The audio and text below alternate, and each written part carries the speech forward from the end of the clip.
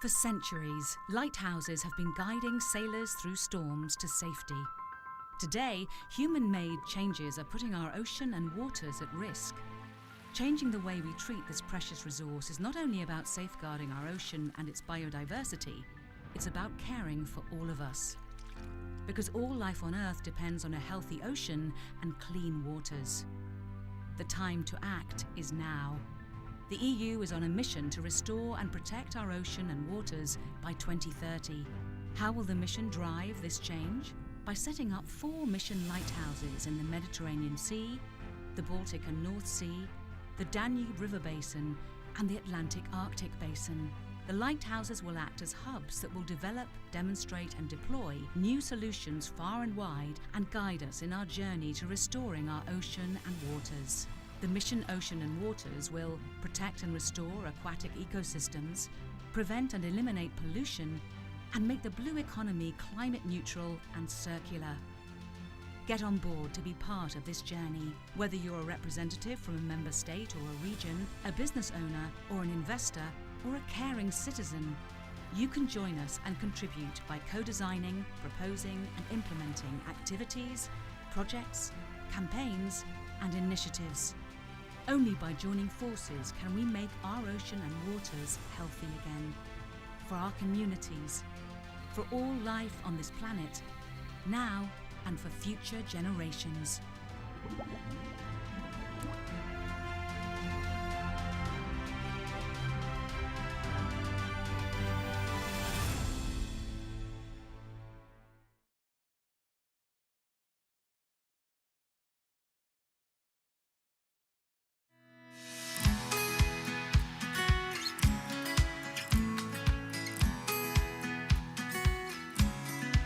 The city's mission means to me the one-time opportunity that we come together from all across Europe and embark in a very ambitious mission that will effectively pave the way for other cities and for other parts of the world towards climate neutrality by 2050.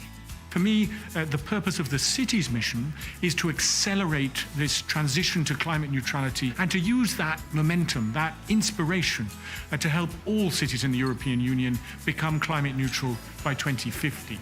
It's a great opportunity to improve the quality of life of our citizens, to have better jobs, and to have a better health in our city and everywhere in Europe. Because in the end, our missions, it's about health, jobs, quality of life. The first, definitely, it's a mindset towards the future. The second is people, engagement and commitment.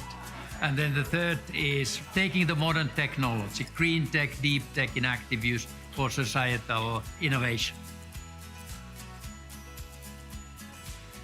But if I look at the future, what is this mission for our citizens? It means cleaner air, much lower energy bills, and a lot more green and public space in the city. Liczymy na to, że zdobędziemy konieczną wiedzę, narzędzia, żeby naszą wiedzą i wypracowanymi rozwiązaniami móc dzielić się z pozostałymi miastami w Europie, a może i na świecie, bo myślę, że warto będzie skorzystać z tych wszystkich narzędzi, które wypracujemy wspólnie. We are the councillors, in my case, and mayors in other cases, that are walking our streets every day. We're seeing what's happening. We have the knowledge bases on the ground. We have a knowledge bank on the ground. And so it's really, really important. I would call on the European Commission and those DGs involved in the city's mission to keep working with us, because together we will become climate neutral.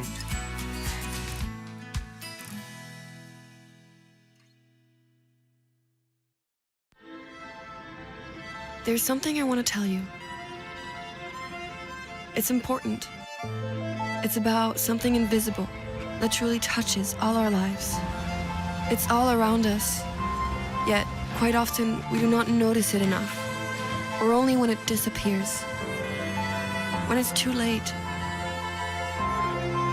It's a very unique place, a place where everyone is welcome, no matter the team you support, or the clothes you wear. A place where you can speak freely without going to jail. A place where you don't die for a strand of hair. A place where the future isn't in only one man's hands. Where you can kiss whoever you want. Where we can feel safe and take care of each other. And where our kids would want to live too. A place where we unite against adversity and decide on our future together. It's a precious place. It's called democracy. Together, let's keep it strong. Join together.eu for democracy.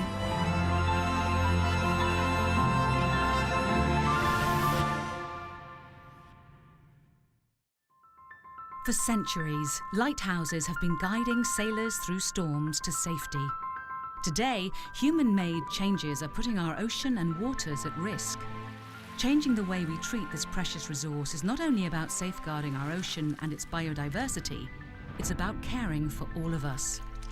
Because all life on Earth depends on a healthy ocean and clean waters. The time to act is now. The EU is on a mission to restore and protect our ocean and waters by 2030. How will the mission drive this change? By setting up 4 mission lighthouses in the Mediterranean Sea, the Baltic and North Sea, the Danube River Basin, and the Atlantic Arctic Basin. The lighthouses will act as hubs that will develop, demonstrate, and deploy new solutions far and wide and guide us in our journey to restoring our ocean and waters. The mission Ocean and Waters will protect and restore aquatic ecosystems, prevent and eliminate pollution, and make the blue economy climate neutral and circular. Get on board to be part of this journey. Whether you're a representative from a member state or a region, a business owner or an investor, or a caring citizen, you can join us and contribute by co-designing, proposing and implementing activities, projects, campaigns and initiatives. Only by joining forces can we make our ocean and waters healthy again. For our communities, for all life on this planet, now and for future generations.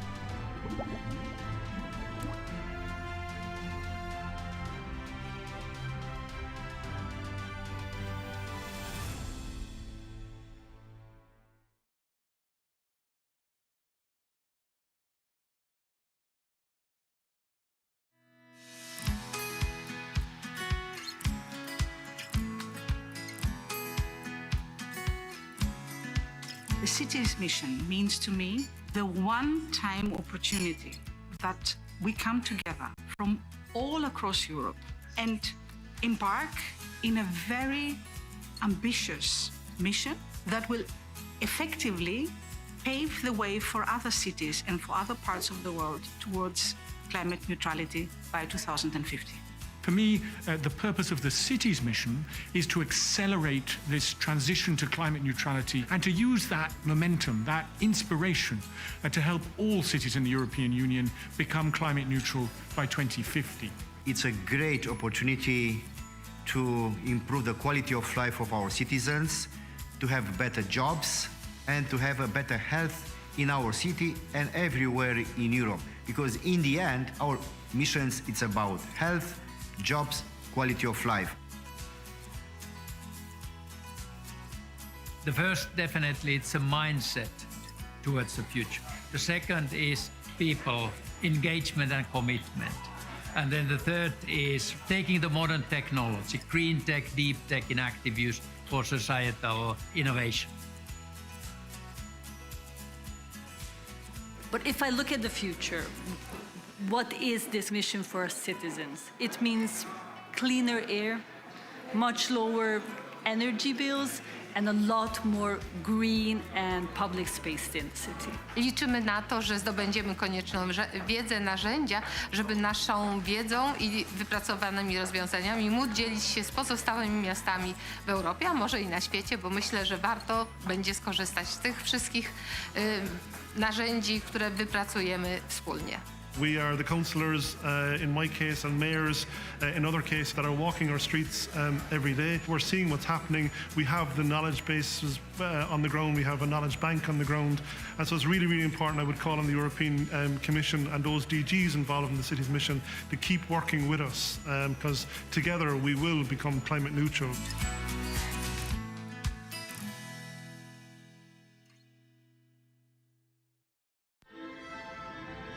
There's something I want to tell you. It's important. It's about something invisible that truly touches all our lives. It's all around us, yet quite often we do not notice it enough, or only when it disappears, when it's too late. It's a very unique place, a place where everyone is welcome, no matter the team you support, or the clothes you wear. A place where you can speak freely without going to jail. A place where you don't die for a strand of hair. A place where the future isn't in only one man's hands. Where you can kiss whoever you want. Where we can feel safe and take care of each other. And where our kids would want to live too. A place where we unite against adversity and decide on our future together. It's a precious place.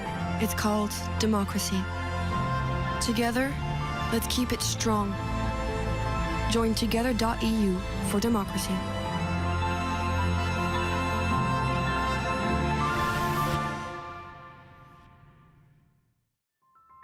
For centuries, lighthouses have been guiding sailors through storms to safety. Today, human-made changes are putting our ocean and waters at risk. Changing the way we treat this precious resource is not only about safeguarding our ocean and its biodiversity, it's about caring for all of us. Because all life on Earth depends on a healthy ocean and clean waters. The time to act is now. The EU is on a mission to restore and protect our ocean and waters by 2030. How will the mission drive this change? By setting up 4 mission lighthouses in the Mediterranean Sea, the Baltic and North Sea, the Danube River Basin, and the Atlantic Arctic Basin. The lighthouses will act as hubs that will develop, demonstrate, and deploy new solutions far and wide and guide us in our journey to restoring our ocean and waters. The mission Ocean and Waters will protect and restore aquatic ecosystems, prevent and eliminate pollution, and make the blue economy climate neutral and circular. Get on board to be part of this journey. Whether you're a representative from a member state or a region, a business owner or an investor, or a caring citizen, you can join us and contribute by co-designing, proposing and implementing activities, projects, campaigns and initiatives. Only by joining forces can we make our ocean and waters healthy again. For our communities, for all life on this planet, now and for future generations.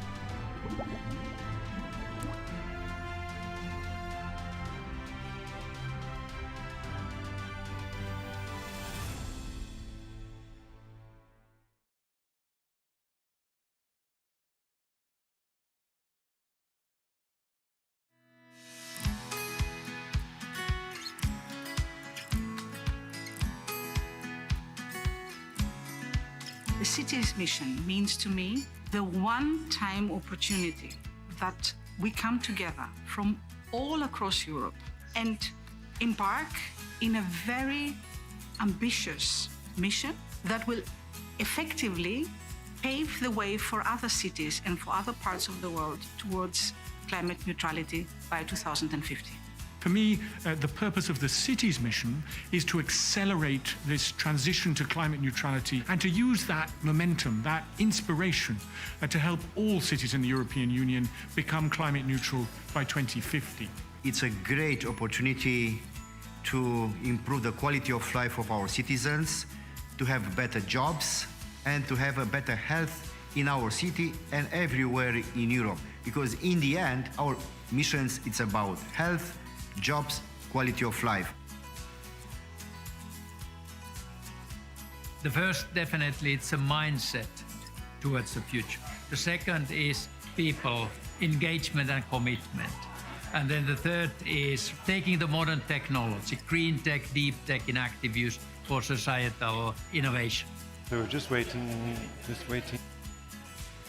But if I look at the future, what is this mission for our citizens? It means cleaner air, much lower energy bills, and a lot more green and public space in the city. Liczymy na to, że zdobędziemy konieczną wiedzę, narzędzia, żeby naszą wiedzą i wypracowanymi rozwiązaniami móc dzielić się z pozostałymi miastami w Europie, a może i na świecie, bo myślę, że warto będzie skorzystać z tych wszystkich narzędzi, które wypracujemy wspólnie.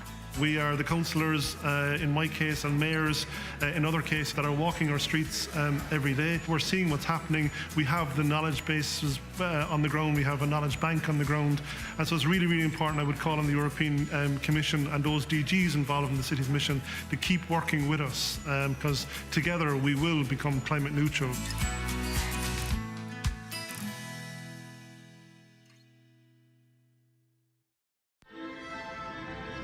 There's something I want to tell you.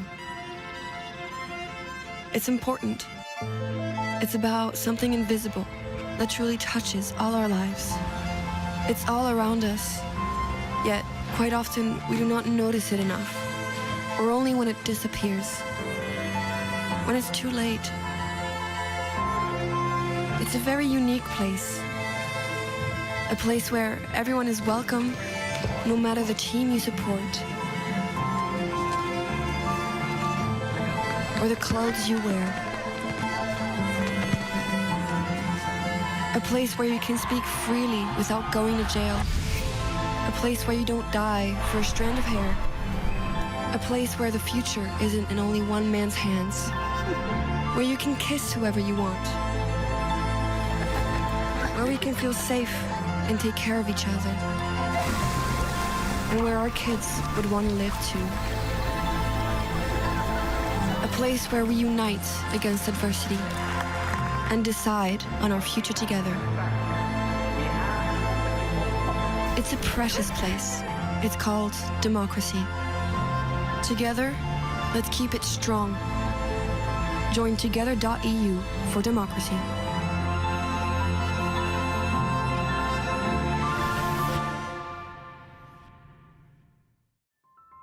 For centuries, lighthouses have been guiding sailors through storms to safety. Today, human-made changes are putting our ocean and waters at risk. Changing the way we treat this precious resource is not only about safeguarding our ocean and its biodiversity, it's about caring for all of us. Because all life on Earth depends on a healthy ocean and clean waters.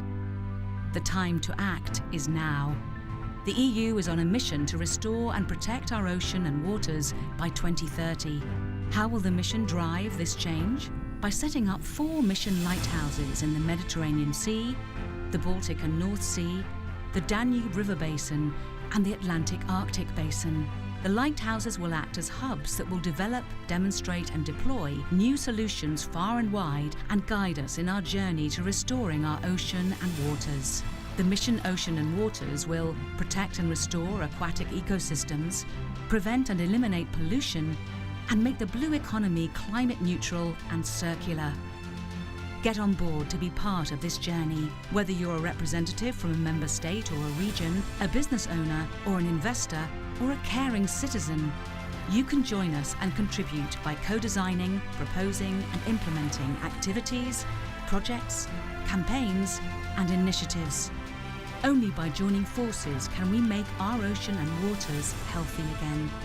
For our communities, for all life on this planet, now and for future generations.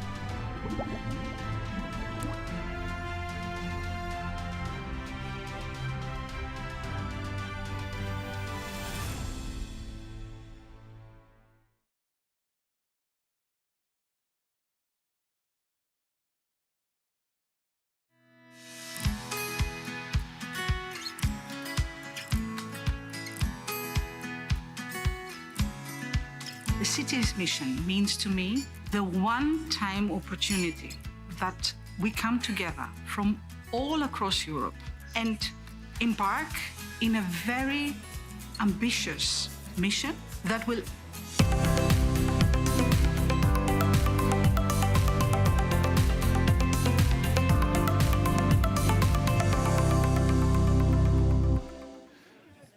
Good morning, all. God morgon allesammans.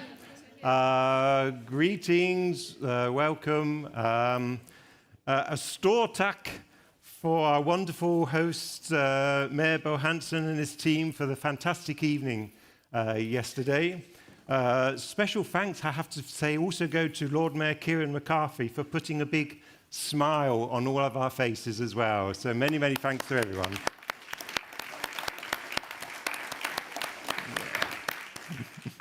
So I hope we're all energized and ready to go for our second day. No doubt we have even more stimulating discussions which will continue. We will start today with the high-level panel on our mission, restore our oceans and waters, cities to the rescue. This is a sort of a work in progress, by the way, which is to say the thank you, the store tack. Which Fanny, to remind you, is the graphic recorder and is making these great images as the discussions go on. So this is a work in progress that we're on today. So back to this morning's panel. Cities to the rescue. It sounds a great statement. And actually, from the sessions that we had yesterday, I have full confidence of their engagement and that they really will come forward with some great ideas and great initiatives, and more importantly as well, great actions. So for discussion today, we are joined by 5 distinguished city leaders, each of whom will address a particular challenge. And let me show you a map of the cities that we have. And if you like, we're going to take you on a tour of Europe of these different cities. And so you imagine yourself on a drone or with wings or whatever you like to fly around Europe to see its wonders as well. Yesterday, there were a series of round tables on the different challenges, and the mayors will today sort of give some key takeaways and how they would see the next steps progressing. So without further ado, let me first invite our distinguished mayors and city leaders to the stage. And let me start with our very kind hosts, Mayor Bo Hansen from Svendborg. I understand I should say it, so please.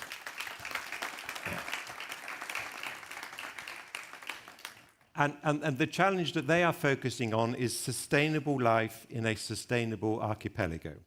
And you'll get more details later. Then we have the host city from last year's EMD, and this is Vice President Frédéric Bonnard-Lefloc from Brest Métropole.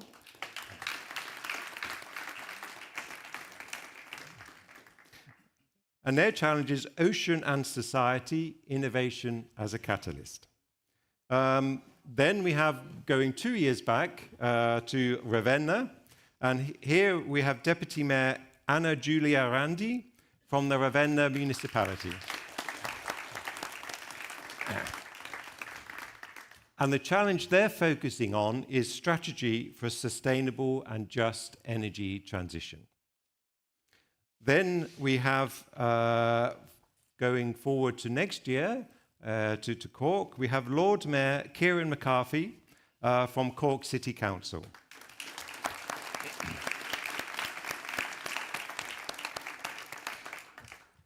And the challenge they're focusing on is climate neutral and smart cities by 2030. And then to complete this stellar lineup of mayors and deputy mayors, we have Deputy Mayor Fotigui Camara from Den Helder municipality.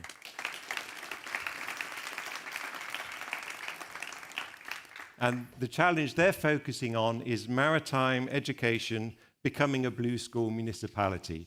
And unfortunately today, Fotigui's fan club is not with us.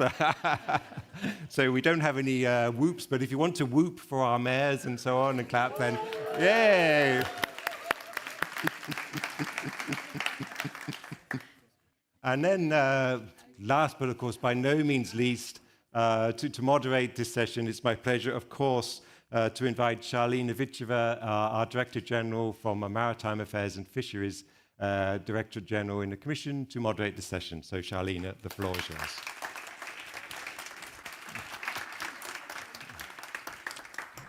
I didn't hear the woo, but okay.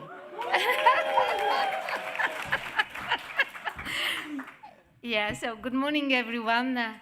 Dear mayors, dear city leaders, dear guests, dear friends of the ocean. It's really a pleasure to start the second part of the European Maritime Day with such a distinguished group of city leaders. I saw the map, it's impressive, and if we add the next one after Cork, we will stretch ourselves to the most southeastern part of Europe. So it will be a really impressive stretch and span. And I would start again, because thanks are never too much or too many. Yesterday we had the pleasure to taste some of the local food, which was really a pleasure in a wonderful sunshine. Today we are seeing Svendborg in another charm, different, because nature is always beautiful no matter what. And I was telling Kieran that I was impressed by the invitation for Cork. It was a masterpiece for me. It was really impressive, great surprise that shows how the talent spread, no matter whether we are managing, whether we are managed, whether we work in administration, whether we are in the private business. You know, we have talented Europeans, and this type of invitation was really nice, very much to my taste as well. Yesterday I know that there were very nice discussions. Kestutis was there to do most of the brainstorming, and there were very nice deliberations. So today we will try to really sum up and present what was discussed. What I really like, because I feel home among local authorities and cities authorities, since the very start of the urban agenda that was taken under Commissioner Hahn many years ago, I was actually the director at the time in DG Regio that was crafting the first urban agenda of the European Union. So I really feel attached to this topic. And I'm extremely happy that our EMD community started gathering regularly now at Cities Leaders format. And I'm sure that that will continue, because once you have the strong links between the city leaders, they remain for long. I will never forget when Commissioner Hahn at the time, really for regional and urban policy, decided for the first time, I don't know whether this continues, but it was a great experience. He decided to summon the capital cities mayors of Europe. And I discovered two things. At that time, the mayor of Lisbon was Costa, who became afterwards the prime minister. And it's not the only case. And I discovered a second thing, that mayors stay for very long, much longer than, for example, governments. If the mayor is good, citizens really appreciate their mayors and they stay for long. And this is the best link between authorities and citizens. It's really the closest link. And I remember the mayor of Vienna at that time, he was for 12 years already in the job. So, this is because I have a conflict as a European official, sometimes to clash to short-termism of government. This is not the case with the cities. The cities are much more longer term because of that as well, because they have hierarchies that can really ensure continuity. So I will stop my reflection a bit à côté, and I would say that this is actually the second time after Brest. The first time in Ravenna, it was more informal, a type of meeting of the mayors. Then in Brest, it became a tradition, and now it is confirmed and I'm really happy to have it as a high-level panel, this city leaders format. So let's see how Cork is going to handle it next year. But to reassure you of the importance of the coastal cities, actually 50% of the population of Europe lives within a distance less than 50 kilometers from the sea. And most of this population is concentrated in urban areas, in cities. So the coastal cities are a major part of the population, and their challenges are actually our challenges of the whole European society. Coastal cities are really in direct contact with the ocean daily, and they're directly exposed to the consequences, whether of pollution or of global warming. And we've seen that lately the global warming projects itself so conspicuously. This puts the coastal cities into a unique position to raise awareness of all these challenges that we are facing as a continent. But also, because we have to always balance the challenge with the opportunity, they are exposed to this potential that can serve as a generator of solutions, because they are there to harness the potential of the blue economy, to boost the sustainable development using the marine resources in a sustainable manner.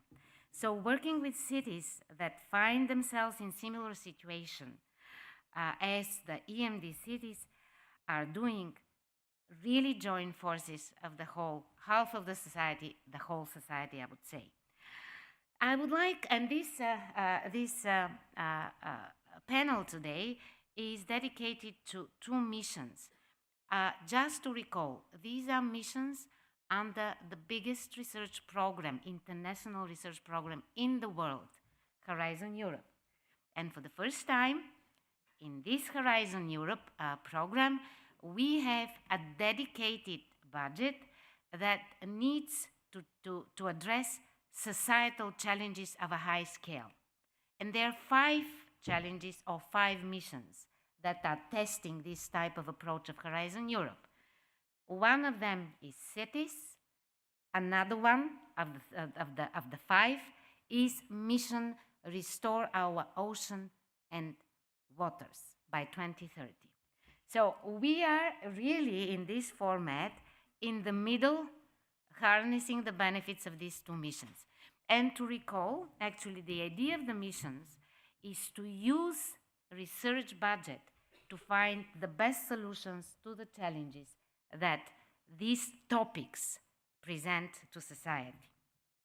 These 2 missions are proving to be a powerful instrument to advance the green transition of our economies and societies, and they're the best way to implement this ambitious Green Deal that has, thorns on the way, but I'm sure that we are not going to abandon it. Their outreach is going well beyond purely research and innovation now. They will help deliver large-scale changes and bring together a wide range of stakeholders. It is great to know that your 5 cities are involved with both missions.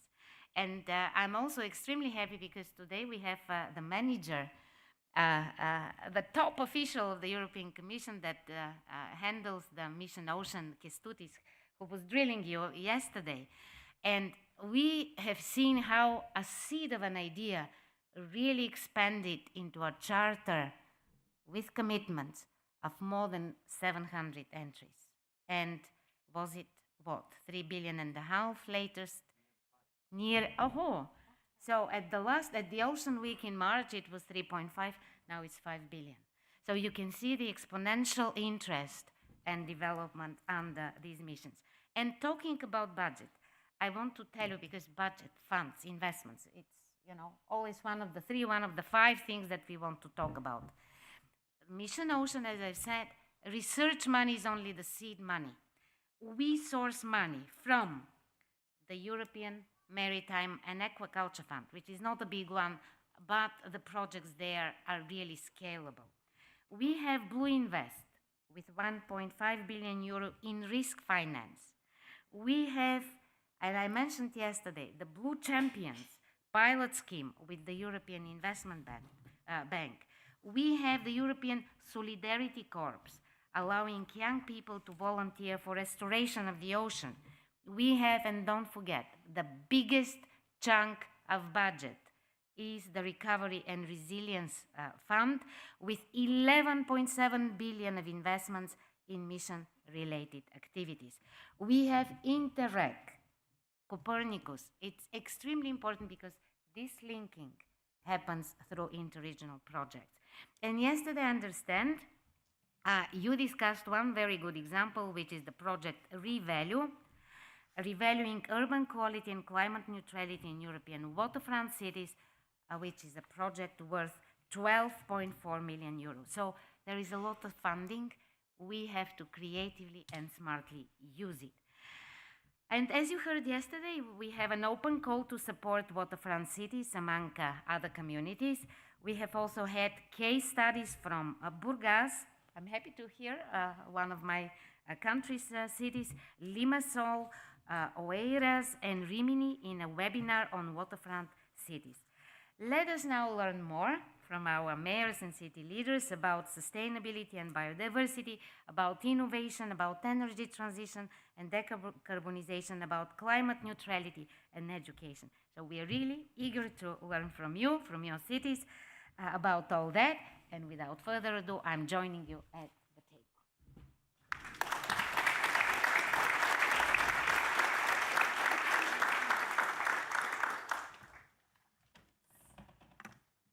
So, we start, of course, with our host, Bo. You know what challenge we are willing to discuss with you, and this is sustainable archipelago. So how do you manage it? We witnessed the beautiful surrounding, which is managed so sustainably. So how do you manage it, and how you project your vision in order to have continuity of this good development in the city?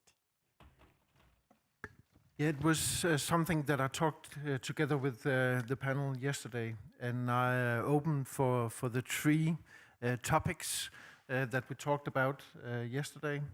And first of all, I'll start to thank all the participants in the round table. They were very enthusiastic, and they provide me with a lot of good inputs to the work ahead from us. I dream, like all the people who live down here, of a future of sustainable life in the archipelago. I asked for input yesterday for three main topics. The first one was about the main ecosystem health. The second was about life on our islands. And the last one was about green infrastructure. I was quite clear that the marine ecosystem health was the topic with the most involvement and the longest list of things to do. And in the group that we meet together at the workshop, there were a consensus about that the most important action was to reduce the amount of nutrients from farming. I was suggested to form a partnership between all the main interests around the archipelago. We could seek inspiration from the nearby partnership concerning with ecological health in Odense Fjord. It's about 50 kilometers from here. The partnership should determine the actual action that supports our vision. And we also discussed life on islands. This is more complex, and it's a bigger challenge without any really clear solutions. But there are some interest topics that I need to invest some more time in. And we did also agree that life and tourism on the island depends heavily on the ferry infrastructure. I got some input from Den Helder about how to involve the islanders in the decision of making a clever ferry service. And finally, I learned that some of the islands might be victims for the rising sea levels. The bad part about that is that I'm the one who is actually going to take the message to the islanders. And I don't think that it would be very fun to go out and talk with them. But it was pretty much what we talked about in our group. Yeah, thank you. I really always appreciate how pragmatic and practical, the cities and municipalities are, because you come to the problem, you have to be very practical. Big agendas are for the big politicians, high level, but then it happens at the local level that you have to find the solutions or pass difficult decisions. But I'm sure with all our joint efforts, we will be able to probably soften a bit this risk that is coming, especially for the sea rise level, indeed. Thank you very much. So marine ecosystems always at the center. This is the health of the whole area. Green infrastructure, it's an enormous topic with a lot of possibilities. So I'm sure there is a lot to be learned across this network. Next one. Yeah, and before I give the mic further on, I think you all should look out of the window right here. It is actually very seldom that Svendborg turns in grey. So maybe we have thought this morning about making t-shirt. I was there when it was raining in Svendborg. The standard weather here is sun. So now you have very seldom vision if you look out of the window. So we have it all.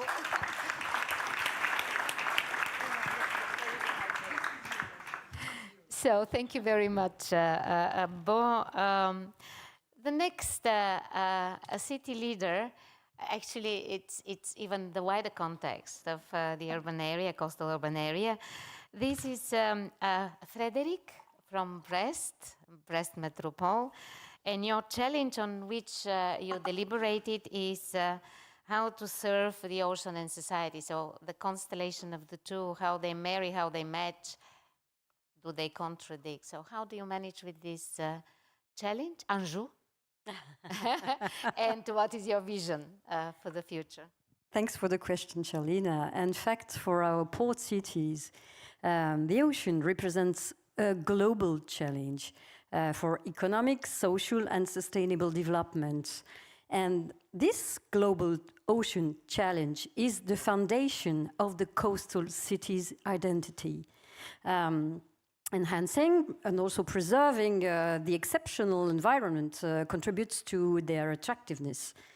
So the development of the knowledge of the role of the oceans in climate regulations, but also the opportunities offered by marine renewable energy, maritime security, and coastal spatial planning illustrates the importance for us of the specialties present in Brest. The inclusion of its port in the TEN-T core network, recently revised by the European Union, is a first start, opening up new prospects.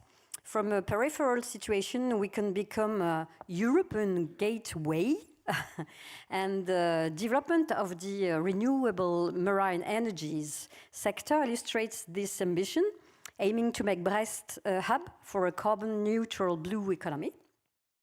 In the second row, the Terrarad experience focused on the quality of the waters of the Brest harbour is part, of course, of this challenge.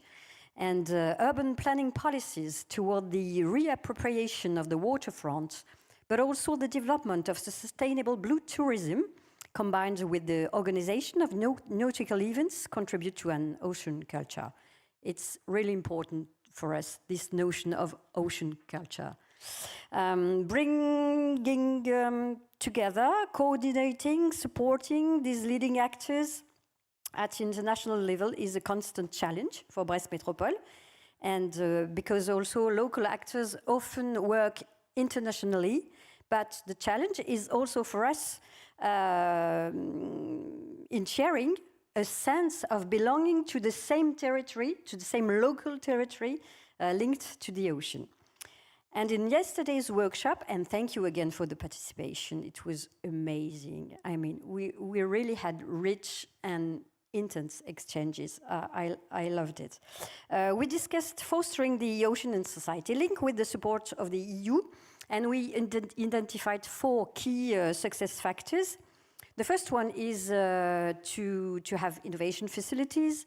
The second one is this ocean culture we want to promote. The third one is governance at the good level and with the good partners. And the last one is funding. You have to have resources to make all this. And finally, I would sum up our vision. First of all, it's also a conviction. The future is emerging together, working together. It guarantees a total immersion in the knowledge economy and society, and a maritime city well connected, but also open to the world. And this leads to a sustainable and inclusive development. With the support of the European Union, we want to implement this vision, this new vision of the blue cities, which includes the major goals of the Green Deal.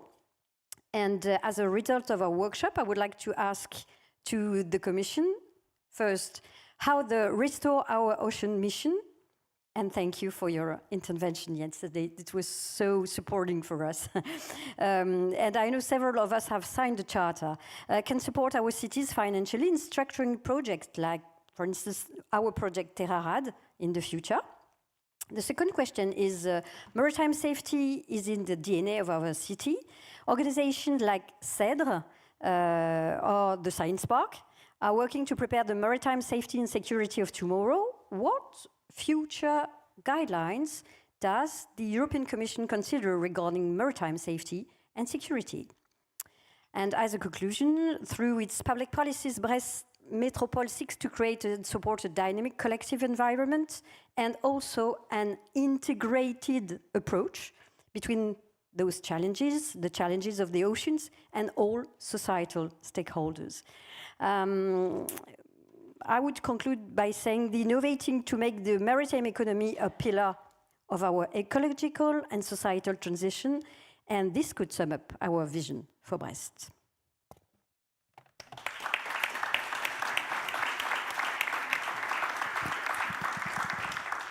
Thank you very much, Frédéric.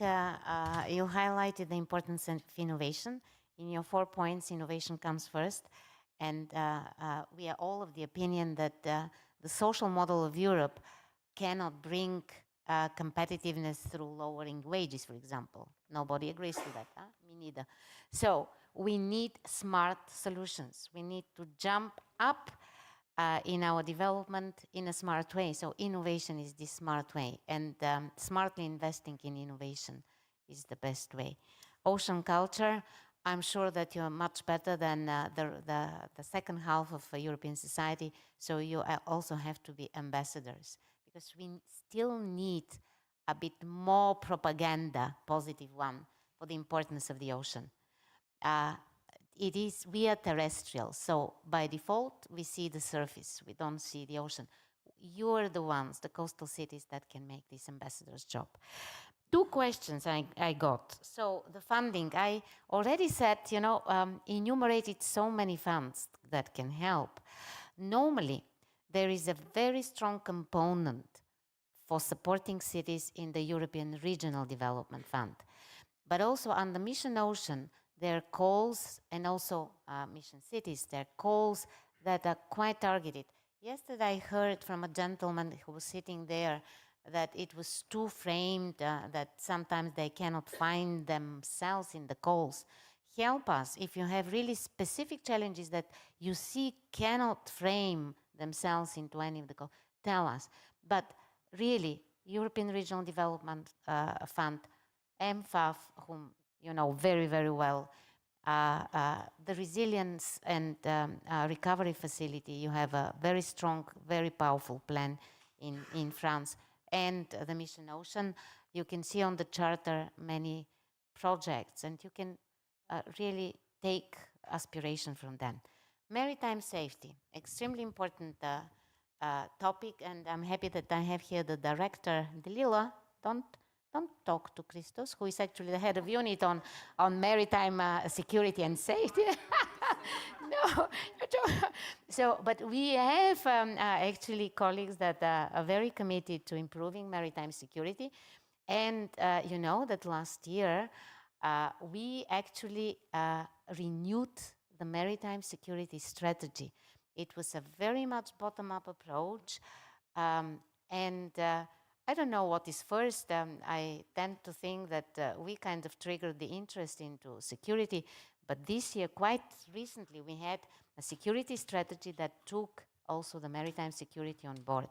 So we try to incorporate all the new elements, like hybrid threats that were not so projected in the past, like critical infrastructure on the seabed, which is absolutely essential. So we are trying to help also with concrete projects. So we have the strategic vision, but we have quite concrete projects.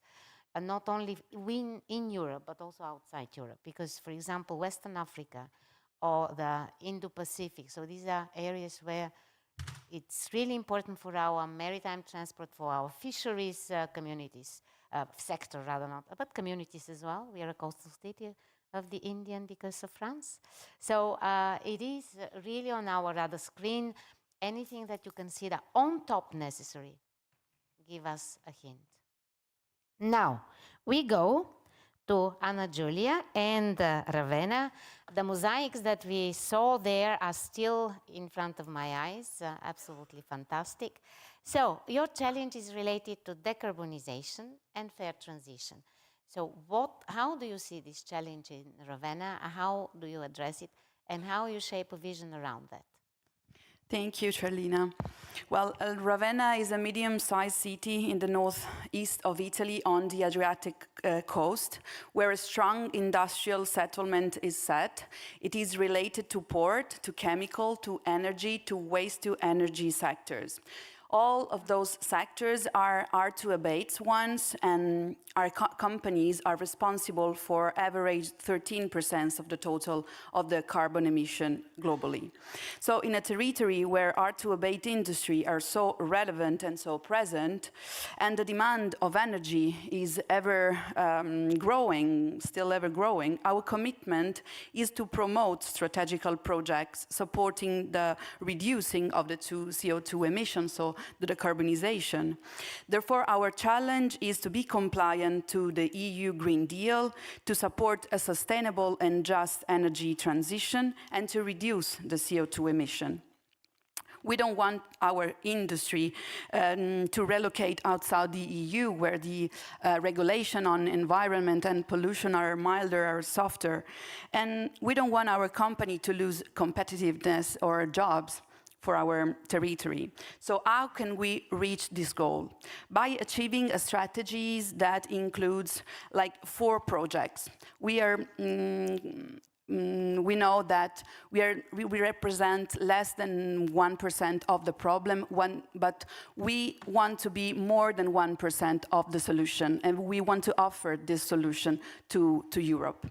Projects that are included regarding the CO2 carbon capture storage Ravenna hub, which aims to decarbonize hard-to-abate industry, located in the north of Italy, by capturing carbon emission and storing them in exhausted wells of methane gas offshore Ravenna. So we already have the facility in place, which they have a potential of 500 million tons subsea.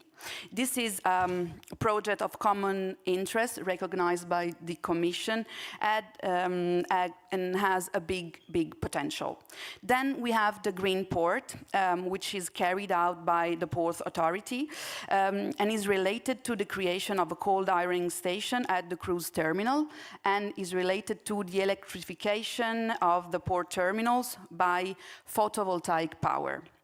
Then we have the Agnes project, which regards the installation of a power system for green energy production composed by offshore windmills and floating solar and photovoltaic plant on the sea.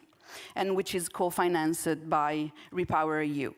Then we have the FSRU, which is the regasifying unit. It is the floating and storage regasify unit that will be moored along off the coast of Ravenna, around 8.5 kilometers of the coast. And this unit will be able to regasify LNG carried by gas vessels, gas carriers, to serve the national gas demand. The capacity is 5 billion cubic meters. It's around 7% of Italian gas need. And after the war, the Russian-Ukrainian war, we're very proud that we can contribute to diversify the source of energy, and we're proud to serve our country in order to grant an energy security. So this is a kind of a holistic approach, and we think that thanks to all this project, which is both private and public, we want and we aim to candidate Ravenna as an energy capital. Thank you very much, Anna Julia. Really ambitious, and I like the slogan. We give 1% to the problem, but we want to represent more than 1% of the solution. This is really excellent because in order to have carbon neutrality, we shouldn't aspire to neutrality for each and every unit. It has to really float in a nice calculation across economies. So that is excellent. I also very much like the focus on carbon capture, because very often we are transfixed on how to reduce the CO2 emissions of the industries, but actually we cannot manage with everything, so we need to concentrate on carbon capture as well and put it in the calculation. That's why I'm extremely happy that it was a great partnership between the European Union. We had some great colleagues from DG Mare that worked together with the US in the last COP28 in Dubai, where ocean now is really in the stock-taking exercise, because ocean can provide enormous potential for carbon capture. So really advanced thinking on all the things that I noted them down. Of course, you have to use the sun. I understand that this is an exception board, that we have the gray skies, but in Ravenna, it's really very rare the case to have the gray. So photovoltaic, also offshore on floating installations. This is the future, and you're doing really so well. Because when we talk about just transition, it's not only to accompany the transformations that are heavy for the sectors, but also pay attention that, for example, the fishermen, probably they used to fish down there in these places where you're planning your equipment. So in order to be just, you have to put them around the table. So true dialogue around the ports, around the ocean areas. Thank you so much. Really impressive ambition. Now we go to Kieran, and the challenge that he's going to deliberate on is climate neutrality and smart cities. So how the city can become climate neutral, and what is your vision? But what is also the biggest challenge that you see in order to go into to reach this vision? Yeah, thanks very much, Charlena. I think probably the context and our challenge was, how do you mobilize society around climate action? That was the challenge, and I think that's a challenge to all cities across the world and to the 95,000 local and regional authorities in the European Union as well. But I think the context for us is that for many decades, my council has been doing general programs around environmental awareness. So I'd like to think that local and regional authorities in Europe have experience, they have skill sets, but maybe have up to recently not really taken it as serious as it probably should be. Like approaches to urban matters have changed dramatically. Urban agendas or urban programs, urban schedules have changed dramatically over the last 10 years. So for us over the last 10 years, we've kind of been on a journey. So we've been buffeted by things like the Sustainable Development Goals kind of coming in. We've been buffeted. You mentioned the EU Urban Agenda. We were part of the land use partnership of the EU Urban Agenda way back in the first tranche of the partnerships. We've been buffeted by the Green Deal narrative. We're also very blessed the last 8 to 9 years that we hired a European Affairs officer who was based in Brussels. We brought him to Cork to say, well, where is the funding, where is the knowledge? And he has all this experience. So he's been giving us all this information. And as well as that, one of our country-specific recommendations for Ireland from the European Commission is that we should have a national spatial strategy. We should have a national, and then that filtered down into local level. We now have a regional spatial strategy, and then so 2 years ago, then we had to create a new city development plan. Our city development plan was up, so we had to create a new 7-year development plan. And so we had all these kind of different ideas and different elements. And of course, one of the things that emerged was the climate action piece. I think I'd have to say in the last 5 years, I mean, there is what I call a Greta Thunberg effect, and it happened in politically 5 years ago in Ireland, where there was several Green Party councillors elected, and my council, which would be conservative and would have an interest in green matters, but not an overly interest in green matters. I mean, we took it seriously 5 years ago, but now we're taking it more seriously, and where we've been on a political journey. But the journey has led us to create like a climate action plan, a climate action committee, to look more at the just transition. I mean, you mentioned, Charlene, this true dialogue element. So we began to bring people in and kind of ask, well, what are your needs? And one of the elements that kind of emerged is, like, how do we bring people along a lot more in the climate action element? That we're lucky we are doing the climate neutrality and smart cities mission. We've signed up to the ocean, and we're also signed up to net zeros. I think we're doing 3 out of the 5, which is really an uphill battle for a city such as Cork. It's a 3rd or 4th tier population city. It's 220,000 people. Money, like, I think to be carbon neutral, and I said it yesterday, for a 3rd or 4th tier city, it's like €1 billion. My city doesn't have €1 billion, but we want to go on the journey. I mean, you outlined the different funding that you can kind of draw down. But when we started talking to the people in particular, so I mean, apart from the funding mountain, we started talking to the people, and we did a survey with people and kind of going, well, how interested are you in climate action? And kind of 86% saying, yes, we're really interested in climate action. So we did a massive survey across our city. But in part of the survey, though, we kind of began to dig down a little bit more well, what will you do on an individual level? And then the answers were getting vaguer. So in an overall sense, yes, we want to help. We want climate neutrality. We want to go on that journey. But we don't know how to go on that journey. And so that was one of the things that emerged. And I was saying yesterday, Charlene, I have a local election at the end of next week. I'm up for re-election. And I've been knocking on doors for the last 8 weeks, ringing doorbells, going, vote for me, and so on.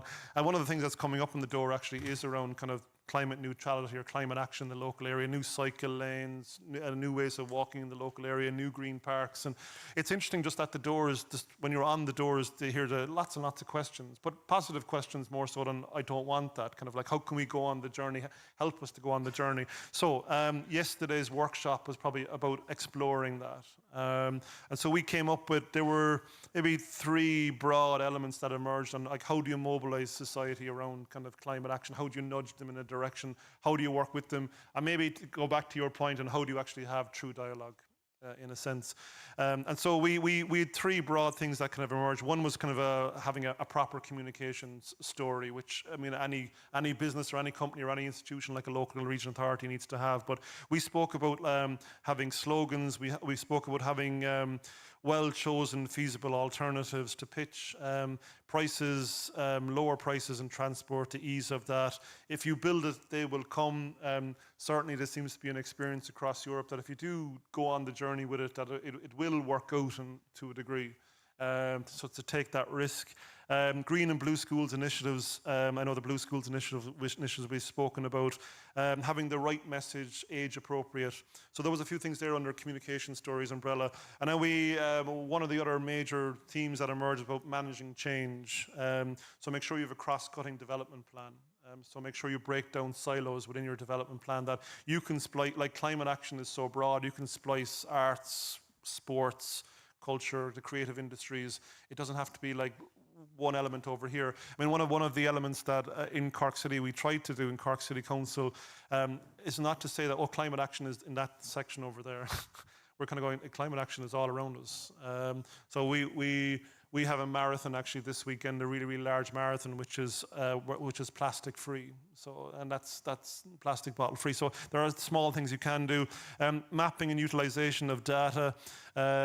One of the elements that, and it was really, we did a really great program 2 years ago, a digital city strategy with another DG, and we actually, out of that, we created a digital city strategy for the city, and then we appointed a digital cities officer. And so for the first time ever, we're kind of delving into smart cities. So there are other elements as well to engage with.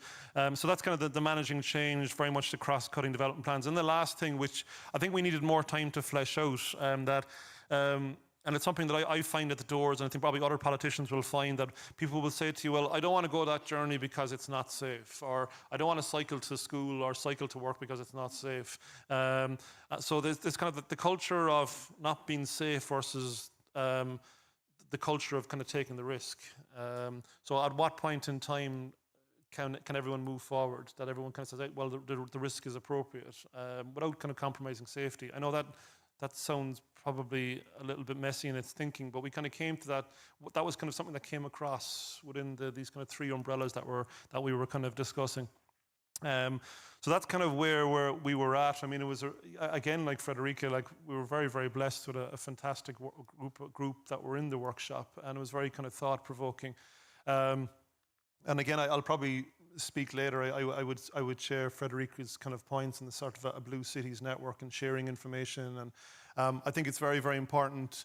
The European Commission do a fantastic job, but never take for granted that the people on the ground have the information that you have. I mean, I'm very, very blessed that I'm within the European Committee of the Regions. We've debated the Recovery and Resilience Funds.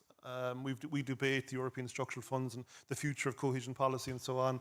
But it's very, very important that mayor who's on the ground maybe with 5,000 citizens has this kind of information and knows how to go to the European Investment Bank or knows how to splice things. But we might talk about that maybe a little bit later. But I think, at the workshop, we got some really, really interesting comments. So my thanks to the people here who attended the Cork City Council workshop.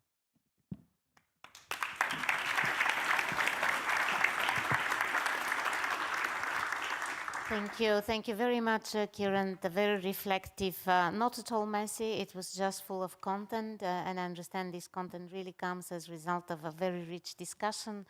That is what the aim is. Many things came out, and I can pick up one very difficult part of your job, that you have to adjust to a moving target, as you said. Things are changing very, very fast. In the scale of a couple of years, things changed in your city in terms of mindset. It's not just that you have to follow it, you have to lead it. So it's very difficult to lead in a non-opportunistic way. Yeah? That's harder than what we observe very often, sadly, in Europe. You said that it will cost 1 billion. You have an enormous diaspora, Irish diaspora outside. Probably some of them might be willing to invest in this 1 billion. Yeah, this is because Ireland is a very special case. You're really quite well spread in a nice structured way, I would say. So I'm sure that you're thinking about that. I'm not the one to give you the idea. I liked also that you mentioned the SDGs, the Sustainable Development Goals, also the country-specific recommendations. You're really taking all the bigger picture, translate it and filter it down to the city level. I have to tell you that while we were working in the Joint Research Center with a couple of colleagues here, with our very smart colleagues, they're scientists in the Joint Research Center, they developed a handbook of how you can manage the SDGs at cities level. And probably what we can do is when we distribute, the deliberations, we can present this link to this piece of work, because it's full of practical ideas globally from all types of cities. It's not coastal cities necessarily, but I'm sure you will find something interesting there. So very rich, thank you very much. On the communication side, I will tell you what we are trying to do normally. We normally put the audience into the inconvenient place of what will be the non-action cost. And for the coastal cities, this type of communication is very direct. So if you don't act, this is what is going to happen with a coastal city. Inside land, probably not so much, but at the coast. So very interesting reflection. We continue. And now our last but not least and a very important speaker, Fotigi, your challenges is maritime education, blue school municipality. So how do you see, we talked a lot about the blue skills. So how do you see this challenge and how you project it in the future? Yes, thank you, Charlina. And at the beginning of the session, we were talking about the FEM Club, and that is not complete today. That's true. Some of them are in Copenhagen. On the other hand, I would definitely like to say that Svendborg have a new member of the FEM Club, because what a fantastic city. I really enjoyed it yesterday evening, and my compliments to Bo and his team for organizing the EMD this year. Yes, big hand, applause, yeah.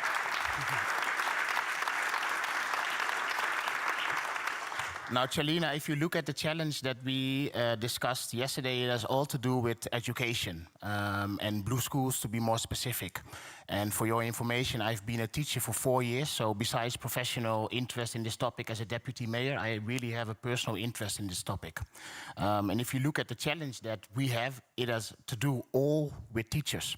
Because teachers, they don't have the resources, nor the time or the money to come up with the projects. So everything that they plan and they execute, they do it in their spare time.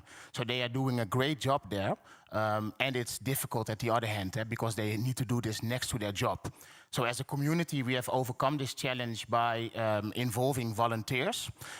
They help organizing the projects, and they also help executing the projects. And with volunteers, you can think of parents of the kids that are on the schools, but you can also think of marine organizations and commercial organizations that are opening their doors for free so that projects can be held there. As a municipality, we have partly overcome this challenge by creating a program which is called Helder's Perspective. And Helder's Perspective is focused on 4 topics: living, working, learning, and recreating. And this program is financed by the municipality next to the Royal Dutch Navy, which has their home base in Den Helder, and next to the social housing organization. So this is partly a solution to this challenge, but it's not enough if we want to become the blue school missionaries of our country and maybe even of the Nordic region. So we are looking for funds to allow teachers to have the time and the resources to create more plans and execute them, not only for themselves, but also for schools that are more inland, because we want to invite all the schools and the kids to Den Helder so that they can touch a ray in our aquarium, but also experience the waves of the North Sea in a ship, and also become aware of the sea level rise, and also have them breathe the salty air that we have in Den Helder. Since Napoleon started to build fortifications in our city, we have been in a constant transformation of this heritage. Even our city hall is based in a former Royal Navy building. So our vision and my dream is to transform a naval building into a maritime educational center, similar like the building we are in now. So that we can inspire students, teachers to do more about the blue school topic. And that we can also invite them to come over to Den Helder. So if you allow me to return next year, I will definitely share more about the context that we have within the buildings that are difficult to restructure, and tell you more about our heritage. So far.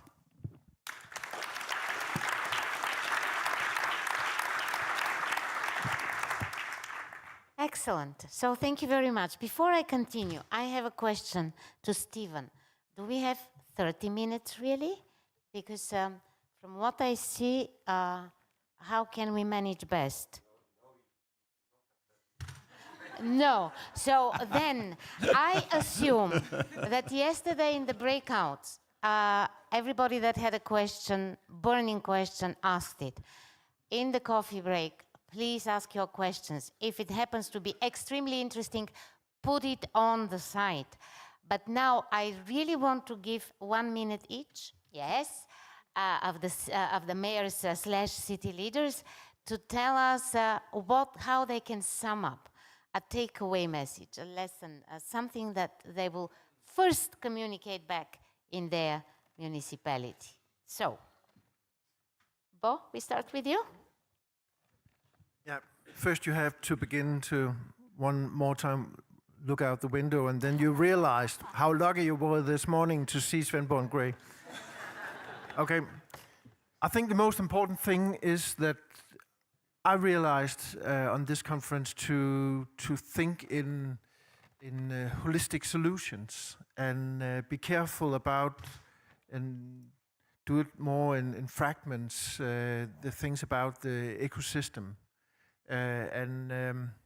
That's where Europe actually is the largest scale of thinking, but also think in larger scales in a local way.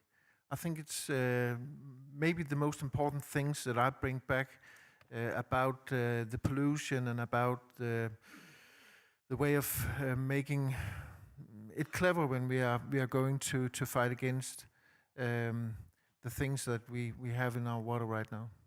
So I think it's the most important thing. No, thank you very much. I fully agree with you that we have to put things in a bigger mosaic and then make the links. And several of the mayors said that until either mainstreaming or just having a holistic approach, it's essential. And if we can help as European Commission in that, we are ready to work with you. I think you can help, and this is... That's good. I had 1 minute, didn't I? Sorry. You're the host, you can. No, it's about cooperation, and yes. Actually we are quite good at it in this network, and we're used to do it between municipalities, but you actually created something that we should build on. Yeah, we have the convening power. I'm humble, but I have to say it, yeah. That was about 1 minute. Thank you, Bo. Thank you very much. Frederick, over to you. Oh, thank you.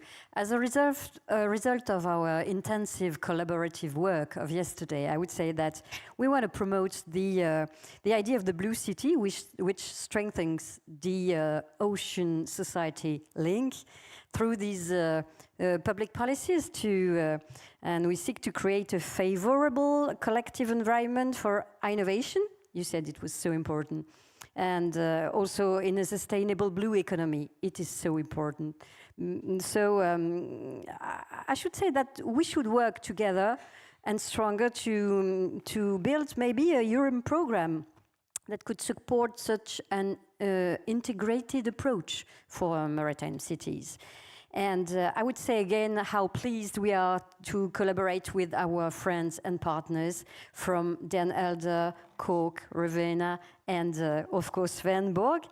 And I think this dynamic cooperation must be sustained. And in the meantime, I would invite you all to attend our CITEC Week in Brest from 15 to 17 of October this year.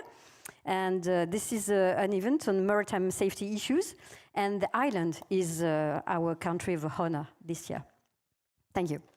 Thank you very much for the invitation. Should appear also on the site. Again, integrated approach, again, cooperation, and probably we have to really try and put the blue city concept well embedded into EU policies. Yes. Ravenna, go ahead. Very quickly, time is running. So I got two questions to be addressed to the Commission. One is regarding our challenge, the Ravenna challenge, and I'm asking the Commission to take in consideration, to bear in mind all the differences, all the peculiarities of single geographical European areas, single region, single sea basin of the Union, by taking care of the complexity of this when you design the European policies. Because please make diversity as a value, and because it's the little things that make the big picture. And second question, as a woman, I kindly ask the Commission to keep supporting and maybe increasing the support to the empowerment of the role of women in the blue economy. This must be, thank you.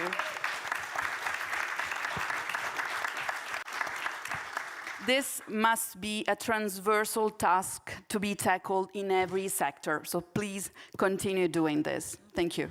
Thank you very much, Anna Julia.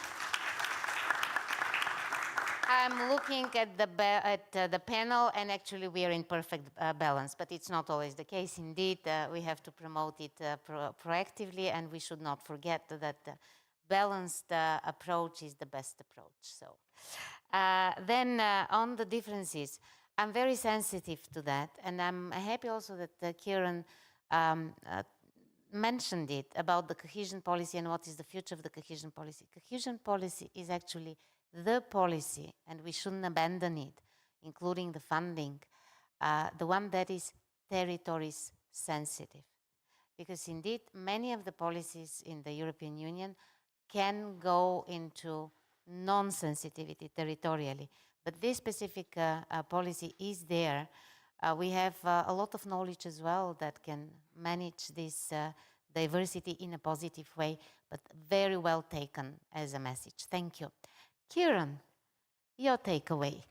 Yeah, I mean, probably from the workshop, the importance of cross-cutting development plans. But I do want to endorse what Frederica is saying. I think there is, this is the third year now of the EMD kind of network of cities kind of coming together. And I think it's great that you've convened this, and this is a kind of a vision and a strategy with the Commission. But I suppose we're also growing in knowledge, and we're looking for more information. So, and one of the things that we discussed yesterday, and I know the element of having a blue deal 1.0 is out there in the ether, and it's been discussions on what the future ocean strategy has been discussed. But I think whatever emerges, and I know the European Economic and Social Committee and the Committee of the Regions have been calling for a blue deal for a while. The coastal cities need to be part of it, and I think if anything emerges in the next European Commission, we need some sort of a blue deal in the coastal cities. Don't get me wrong, I hear your element of the funding is over there and there and there, but just to reiterate my point, it's quite difficult. Like local authorities, we don't have access straight to the European Union. We have to go through our managing authorities. There's a lot of red tape around the managing authorities. And so, but it probably is also important for us to make a call that if you are looking for funding and looking for information, go to your European Commission representation in your country, plus go to your regional managing authority that are, if they probably are already mapped out the next 7 years of where the funding is actually going for cohesion policy. You know, in an Irish context, around science and technology research, it's been mapped out for the next 3 to 4 years at least. So I'd say if you have an idea in a local regional authority at this moment in time, you may have to wait like 3 to 4 years before you might see any sort of realisation or any sort of paperwork being done. But I think collectively, we want to do more. I think collectively we do want to be recognised within any future Blue Deal oceans, future EU ocean strategy. And that's something that we want to work with you on. That you mentioned true dialogue, collaboration. We'll work with you on that, and we're very excited to work with you on that. We had a very, I think, frank conversation yesterday for an hour between all of us. So that's kind of where the thinking is at, I think, here as well amongst all of us. I'd like to support my colleagues on their call. Thank you very much.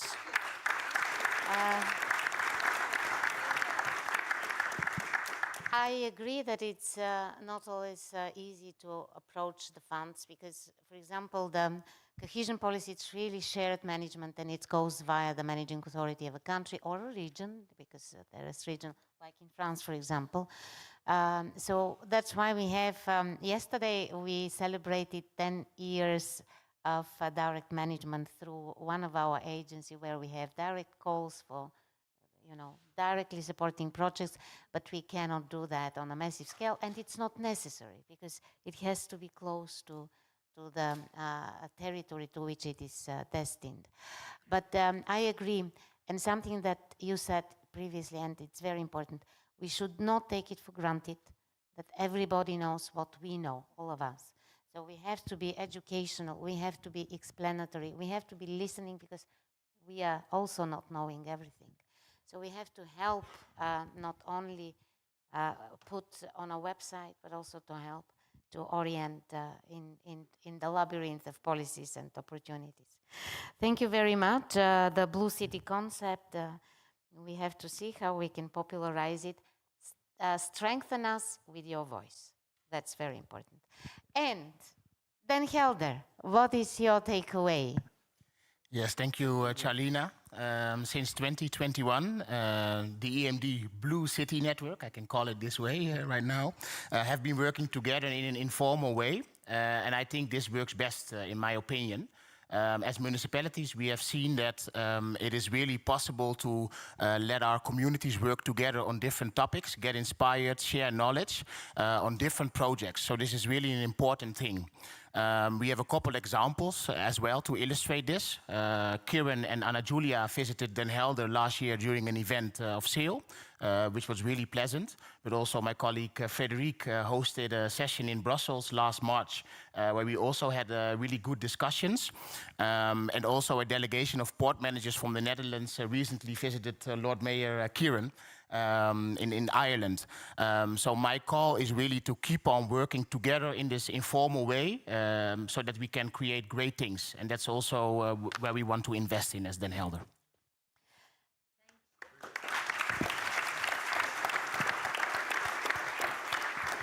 So thank you very much. With this we end the panel. I'm really grateful for this very open discussion. We continue. We are looking forward to the next events. We have some invitations. Please exchange, please reach out to each other whenever you have a specific issue and you want to know how the others have addressed it.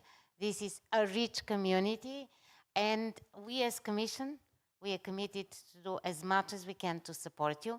We are listening in the first place to you, and let's work together. Working together is the way. Thank you so much. Big applause to our distinguished guests.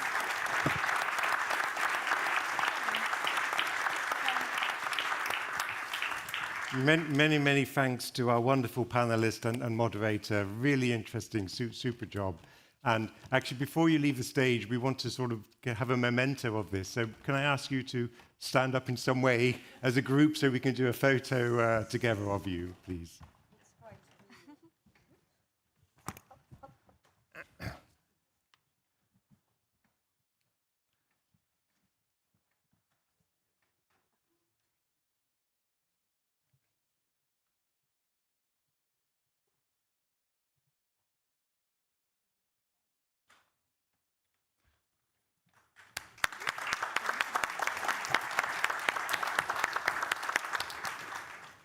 So many thanks again.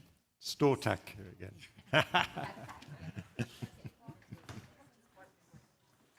Yeah. So we will now transition, but please don't rush away, because we have a interview now with these Maersk representative. But even before that, we can show the work from Fanny on the graphic recording. So I keep on tenterhooks. So Fanny, please. Voila.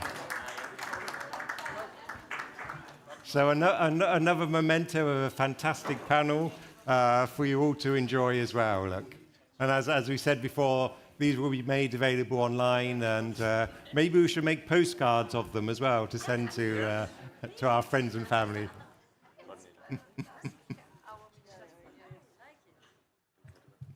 And notice there's no rain at all on this, because of course it doesn't rain in Svendborg. So anyway, bear with us a moment while we set up the stage here, and I see people are leaving and coming, so we'll wait a couple of minutes, and then we will restart as well. But we'll keep this displayed on the screen for you as well.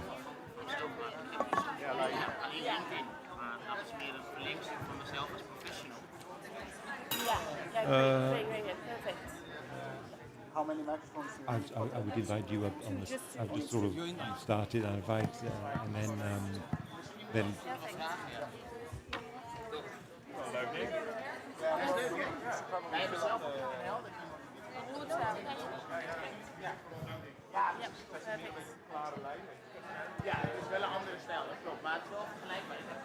The technicians will be needing the microphones up there, or we just...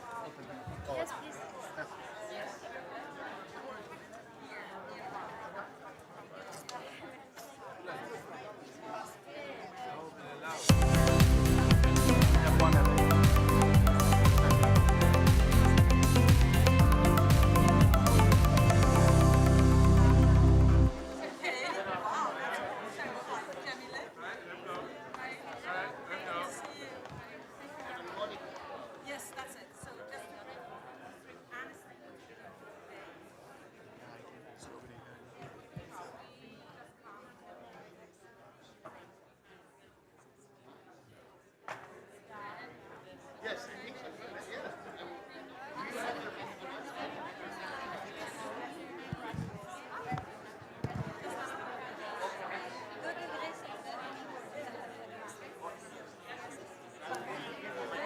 So could I either ask you to take your seats now, please, everybody, or continue your discussions outside? We're running a little bit late, and the room will be used again for another session. So if you could make your way out or make your way to your seat, this would be very much appreciated. Sorry to hustle you away, but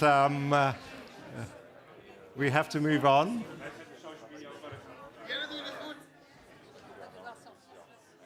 And we see some selfies are being taken as well. Very good. Thanks a lot, everybody. So, welcome, everybody. We are now moving to a session which is sort of style of a fireside chat. We don't actually have a fire, as you notice, for safety reasons. But this is a session between Kęstutis Sadaukas, our Deputy Director General, and Simon, who's the Maersk representative for Europe. We'll discuss Maersk's leading contribution to decarbonization. And it's going to be based, you see I'm ad-libbing whilst the audience settles down for the moment. The conversation will be based around the core values of Maersk, or Maersk, which also reflects the EU's values as well. Fanny is again staying with us, so she will make a record of the discussion as well. You see what Fanny can do, so no worries on this, but she will capture some of the elements of the discussion that you will have. So without any further ado, and many thanks for settling down as well now, I hand the floor over to Kęstutis. So please. Thank you, Stephen, welcome to a different type of talk here. I'm very happy to have here on my side Simon Bergulf. He is from Maersk, the company, I would say one of the flagship companies, and when I say flagship, I think that's nearly literally that can be meant like this, of the maritime shipping, not only in Europe, but also globally. Very interestingly, the foundations of this company were first laid here, more than 200 years ago, in Villa Ana, in this very city. And that's very nice, but probably not just a coincidence that we're having the Maritime Days here, which features the birth of such a prominent name. Interestingly, the company, because it was a family company, it developed its own values, and it passed on these values from the generation to generation as different generations inherited it. And these values are care, integrity, working together. Your people are the greatest strength. Maersk's name is a synonym of trust and excellence. Well, your vision for sustainable future was the guiding business of the guiding strategy for the business. And just an example, a couple of years ago, you set out to acquire the first carbon neutral vessel, which isn't a given in a company of that size, in an operation of this size. And you are living proof of these values and ambitions that can go hand in hand with a business success. Maersk is really the world's second largest container shipping company by both the fleet size and the cargo capacity. You lead in liner shipping and containerization and data systems and more, and probably when you go on the seacoast, whenever there is any maritime industrial landscape, probably barely a ship passes by without Maersk's name either on the ship or the containers. I think that's one of the most visible names ever, and I hope that people recognize the name that comes from this beautiful town. Now, with these values, I can tell that Europe also has similar ones. We also want to boost the economic diversification, also want to sustain the right kind of growth, create jobs, develop skills, boost innovation in the coastal regions. And we also want to be responsible in using the resources of our oceans, of our seas, of our marine ecosystems. So I'd like to discuss the secret of the success of Maersk and how they make you the trailblazer, very much thanks to the values which are the DNA of your business. Now, let's start maybe with the first value, which is care. You take care of today, you actively prepare for tomorrow. That's the name, and I think the phrase that can be coined for even international organizations like European Union. You're committed to a greener future, again, by ordering the first methanol power vessel in 2021, launching the world's first carbon neutral liner vessel in 2023. Now you are the front runner in sustainability, and your mission to decarbonize your fleet is very well underway. So my question is, where do you get the inspiration? I know that inspiration probably comes from 200 years ago, but how do you make sure that inspiration, the fire is still burning, the flame is still burning? And can you tell us more about the sustainability efforts of today? Your ambition is also to reach your net zero carbon across all Maersk by 2040, if I correctly know, which is 10 years before European Union does it. And also, how about tomorrow? How do you see the next couple of years? What are the most important challenges for Maersk? Please share your views. Yeah, thank you, and thank you very much. It's an absolute pleasure to be in Svendborg, and yes, it is a pretty special place for the company. So it's great joy to see here. Maybe we could also have a T-shirt made with Bo with a little logo on, and that we love Svendborg. And yes, it is. And we've got some pictures that we've pulled together between we're at the 5th generation of our chairmanship in the family at Maersk, so it's a mix of different pictures from Svendborg and then from today. I've been at Maersk for 7 years now, and I have to say, when I started there, the discussion around the values of the company, etc., I'd heard a lot about it. I'll be very honest, I was a little bit skeptical around it because I was thinking that, is this just a marketing stunt? What is it? But actually, it is really inherent to how the business operates. It's inherent to how the family is holding everyone accountable in the company. I had a meeting Wednesday, internal meeting, where one of our values was taken up by one of the people in the meeting saying, I'm not sure this is actually aligned with our core values of the company. So it's actually been brought up on internal meetings and the discussions that we're having. So it is much more than just a tagline, so to say. I can give you the whole commercial, corporate spiel around why we're doing this, etc., etc. I think it's a whole lot more interesting for you to get a little bit inside the machine room of the company. And I actually prefer to tell you a little bit about how this came about and how we started the journey, as you said. In 2018, when we decided to decarbonize our company, at that time we'd set 2050 as a target. Then we got wiser and we could see we could move it to 2040. But to be very honest with you, in 2018, when I was sitting in that room with the different people that were in charge of this, we had no real idea of how we were going to do this. That's just how it is. That's just the reality. But the interesting element in it, and you're in Denmark here, and Denmark is, I'm only half Danish, so I'm allowed to, say a little bit something about Denmark also. Denmark is a hugely egalitarian country in the most positive way possible, I can mean that. But when we had the decarbonization efforts pushed forward in Maersk, it was very much top-led from the very beginning. From the very beginning. We normally have members of our executive leader team sponsoring each project that we do of a certain nature. And here we had 2 members of our leadership team because they could not agree which one should sponsor this. So we had actually both our chief operating officer and our chief commercial officer on top of our CEO sitting in that room. So it was extremely interesting time to be at the company to see when we were doing that.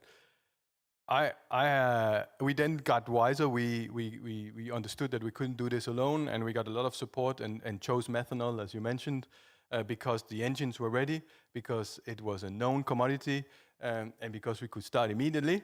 Our CEO at the time had told us he wanted the first green vessel on sailing before 2030, and then a couple of years later he said, actually I meant in 2 years and not 2030, so please accelerate, which got a lot of sweating on some of our naval engineers, but I thought it was an amazing, of course, push to come with.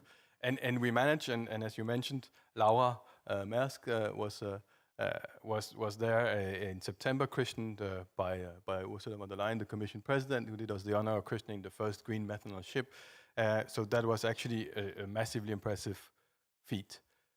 When I have students visiting Maersk, I always say for Maersk, this is our Kodak moment. And then there's a big silence because none of the students know what Kodak is. And I feel really old. And then I said, okay, I'm sorry, what I meant is this is our Netflix blockbuster moment. And then kind of I get a little bit more attention when I say that. And it means that the investments that we've made and the journey that we're on are very much also commercially intended.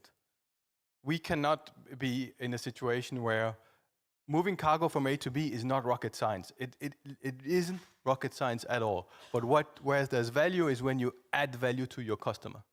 Our customers are in a situation whereby either they nearshore all their production, or we decarbonize their supply chain. If they nearshore all their production, we don't exist anymore. And it's not to be over dramatic, but that's just the reality. And we cannot be behind our customers' demand. We have to be ahead of it. So commercially speaking, energy transition and decarbonization is amongst our top 3 risks for the company right now. Thank you, Simon. In fact, when you mentioned the Kodak, for an oldie like me, the association would be is really going to the bottom, basically sinking, because that's exactly what happened to the company, as opposed to the other one, Fuji probably, which also doesn't ring the bell to the younger ones. And the main reason for that was precisely because of the lack of innovation drive within that company. We know what happened there, and that was a big, big lesson that everybody learned, that you can't sit on your laurels expecting that the world will pass by and you will still be fine there. And that's I think, one of the things that I wanted to ask you. You are really at the very center, at the very forefront of innovation, just like ourselves also within European Commission. We've been trying also to spur the innovation in various areas, and you know that our Green Deal is an industrial strategy which is based on innovation. There's a linchpin there, and one of the facets of that is the digital transformation, which is happening all over the place. It's very big challenge as we know it, and that's probably an understatement of the day. But at the same time, we know that if you don't do it, you simply fall by the wayside. And that requires new technological developments. We, for example, are developing the digital twin ocean, where we would like to simulate the present and simulate the future, so that we test ideas in silico before we deploy them on the ground, even though they may be erroneous ones, but at least you take some risk and then you can foresee that. We also look for the innovative solutions when it comes to the finance, through the Blue Invest, for example, and a few other things, in fact, not a few, but many others. But I would like to ask about your innovation strategies, and how do you make sure that you manage to shape the future? How do you transform yourself constantly? And that, I think, goes very well with another value of yours, which is succeeding together, which is listening, learning, and sharing to the greater value. Maybe you can elaborate on that. Yeah, thank you. And the innovation, of course, was a core part of our energy transition pathway, and we were fortunate enough that once we announced what we were going to do, we got a lot of support from external parties. We knew we were not going to be able to do this alone. That it makes no sense to create a whole industry linked to decarbonization and green methanol if you don't have infrastructure and other people that are fast followers. So we had no interest in being alone here, right? 3 to 4 years ago, if you were counting the amount of ships that were ordered on green methanol, there were 3 to 4, and they were all ours, and now we're close at 200. And so things are moving really, really fast. Where things are not moving fast enough in the company, to our liking, is, and that's not just in Maersk, I think it's generally in maritime transport, is the digitization aspects. I mean, we sit on a ton of data. We sit on so much data, and we have failed to utilize that to the degree that is extreme, right? I mean, if you want to put it a little bit on its head, it's amazing to see that you have an industry where there's another industry that's grown on it because it's so complicated to move cargo, to order a container to go from A to B. So because there's so much administration, so much inefficiencies in our own way of working, so much a lack of digitization, there is an industry that's there to actually you can contact rather than contact the company. And that is, of course, not a good situation to be in. So we have really to step into the 21st century and an industry and digitize a lot of our processes. We're doing that. We're actually doing also the digital twins. Thank you for mentioning that. We are launching that inside Maersk right now. And it's been a journey. It's been difficult, but it's also already yielded a number of really positive results. We can now be in direct contact with our captains, and based on the digital twin of the vessel, we can say, well, we would suggest that the course that you have charted, we would suggest to amend it like this for these and these reasons, because that might be more energy efficient, you might save more fuel. We can then use all the data of previous sailings in the area to make sure that this is the most efficient route that's been tested. And as you know, in maritime, the straight line is not always the most efficient route, right? Because we have to take into consideration weather, we have to take into consideration currents. And by having that real-time digital twin, we're actually able to do that. So things are moving, but not yet as fast as we would like them to move. Well, indeed, it's the technology that's taking over. Yet at the same time, we know that everything is down to the people. It's really the people who make the first and the final decisions in the end. And one of the values also for Maersk is your employees. You have this principle of growing and developing as a diverse global and workplace. And these are also core values for Europe. In fact, one of our mottos is united in diversity.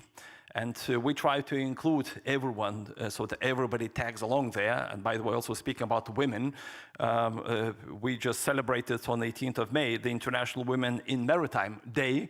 And I hope next year we'll be able to give more prominence to this. But of course, it's not only based on the gender, it's on all the skills and all the diversity that is there, which is valuable there. Now, Maersk operates in 130 countries, employs more than 100,000 people, which is twice the town of Svendborg, if I can count this globally. So please tell us more about your policy of inclusiveness, equity, and diversity. And there again, it's been a journey. And those of you who know Maersk and who are very familiar with the company know that it's not necessarily been an easy journey for the company and in this sector.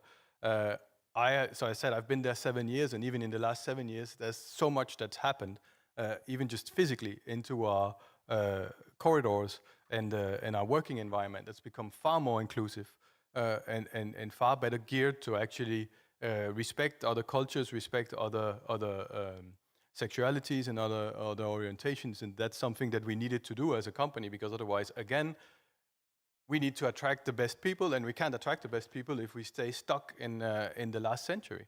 Now, we're doing really good progress on gender equity ashore. We have a target of 40% by next year. We're at 35% in management and senior positions. So that's a really good sign. That's also helped the company, I mean, clearly. But we are not where we want to be at sea. So when it comes to our seafarers, we only have 4.4% female seafarers. And that is tiny figure that needs to change. And how we change that is by enabling those careers to be attractive, but also realizing that the idea of being at sea for all your life and being a captain for your whole life is no longer attractive to anyone. And therefore, we need to make sure that there's a plan for moving our seafarers ashore and using their knowledge that they've gained in a shore position, which is not very simple by a number of reasons, right? But something that we can do. And then we need to make sure that it's a safe and inclusive working environment on the vessels, which means changing a lot of the mentalities of some of the seafarers, but also going into the cultural mentalities of the very diverse workforce that we have there. And there we're trying different things. We're not there yet. But for example, female cadets are always 2 and 2 on our vessels, so they're not alone. That has proven quite good. We're also having the first women captains, etc. So things are happening, but we are very aware that we need to do a whole lot better on that one. Indeed, when we take care of the people, we have to be absolutely sure that the social bonds and the rules within the organization are really based on the deepest and the strongest of the values. And one of them is integrity. In fact, this value, I think, is probably as strong as the religious ones for those who aren't, let's say, who are pious enough for this. But this is as deep as it gets there. Why is that so? The world, again, is moving at a fast pace. Things are changing with an acceleration. We know it. We've just talked about the innovation and some of the sectors in blue economy, like the renewable energy, the blue biotechnology, ports, logistics, aquaculture, ocean observation. They're going at the speed which sometimes takes us by surprise, and we find ourselves sometimes at the risk and in conflict with the surrounding environment, even with values of our own. At the same time, we have this rush for the ocean resources at the full speed, be it for fish, the critical raw materials, renewable energy, genetic resources, transport routes, space out in the sea there. And we have to also deal with the countries who are also going super fast, but don't necessarily share all of our values, or even the societies who think that they have the right to live in a different way. And that also challenges Europe's competitiveness, which is probably going to be, together with the resilience, going to be one of the next big objectives after the European Parliament elections next week. So the question is here, how do you make sure that you keep up with the responsibilities that have been set up and set out many years ago, passed on from generation to generation, and at the same time, indeed, they get challenged by people who have other ideas and other values? Yeah, that is it's a very deep question, obviously, that goes much broader than our company. Now you mentioned the European elections, and I also saw the the posters here inviting people to vote, and it's exactly the same that we're doing inside the company. Please go and vote. European elections, this is a pet project of mine, of course. I'm born in Brussels. Are massively important, and there shouldn't just be the elections that you can vote whatever you want to, because they don't count. They count massively. So please go ahead and vote. We're doing the same inside our company, encouraging everyone that can vote to vote. At the same time, we have to, what is our biggest fear past the European elections that are now is a U-turn at European level on some of the most fundamental pillars that's been set the past 5 years. If you want to put a company as Maersk in the most difficult situation that we will face for the coming decades, it would be pulling the rug from underneath us and saying, this climate stuff, maybe we did too much of it. If that happens, then you will place us in a very, very difficult situation. It's the worst thing that can happen, is succumbing to climate populism and just saying, oh yeah, it was far too much that we did there. What's been adopted, it's been adopted. The rules are solid. They are very solid in the Green Deal and the Fit for 55, and they will deliver emission reduction and energy transition. No doubt. They will not deliver them if we try to undermine them or say we'll wait or postpone them, etc., because then you're shooting down all the first movers. So that is just a message that we have. We leaned in a lot, and that has to do back to the integrity. We leaned into the discussions on the Fit for 55 and Green Deal from the day one, because we knew that this would be a good stepping stone for international regulations. You're talking to a person that spent his whole career saying global rules for a global industry. That shift, saying actually European rules is a good stepping stone, took a lot of work internally, right? But it is true. And so now we have to move to that spot. And I'm in Svendborg, so I cannot help but quote, our second generation LP Müller saying, if you have the ability, you have the responsibility. And that is true for you, and it's true for us.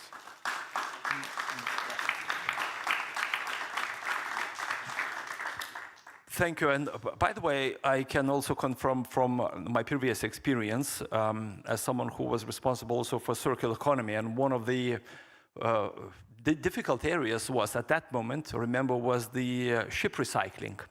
There is this, piece of law which requires our ships to be dismantled in the place which is fit for that, and as opposed to what we call the beaching practices, meaning that you dismantle ship on the beach in a very precarious situation. And I can tell that Maersk was one of the few companies who was very open and very strongly arguing for making sure that everybody else does what they do. And they've done really that par excellence, meaning by complying with the regulation the way we always wanted that. And that's not always easy, because you have competitors who do things differently, and they reap the benefit from this, because there is a premium that you get by doing things not by the rules there. So that is very, very important. And at the same time, it probably challenges you to still be the trustful partner that has to deliver on your obligations there. And one of the other challenges I wanted to also underline here is, of course, security.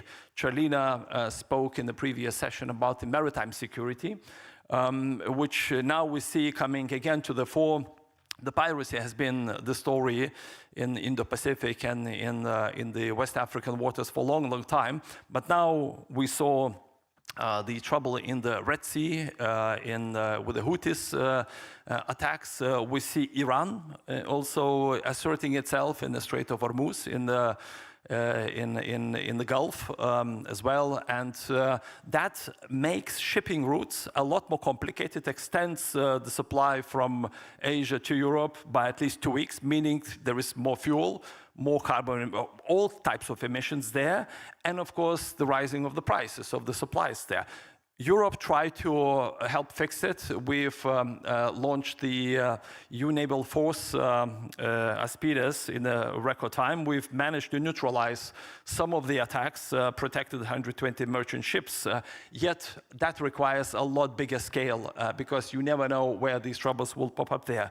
So my question here to you, Simon, is how do you make sure that in this very turbulent environment globally, where you cannot really predict where the next conflict would erupt, how do you make sure that you are able to remain a trustful partner that delivers service of excellence?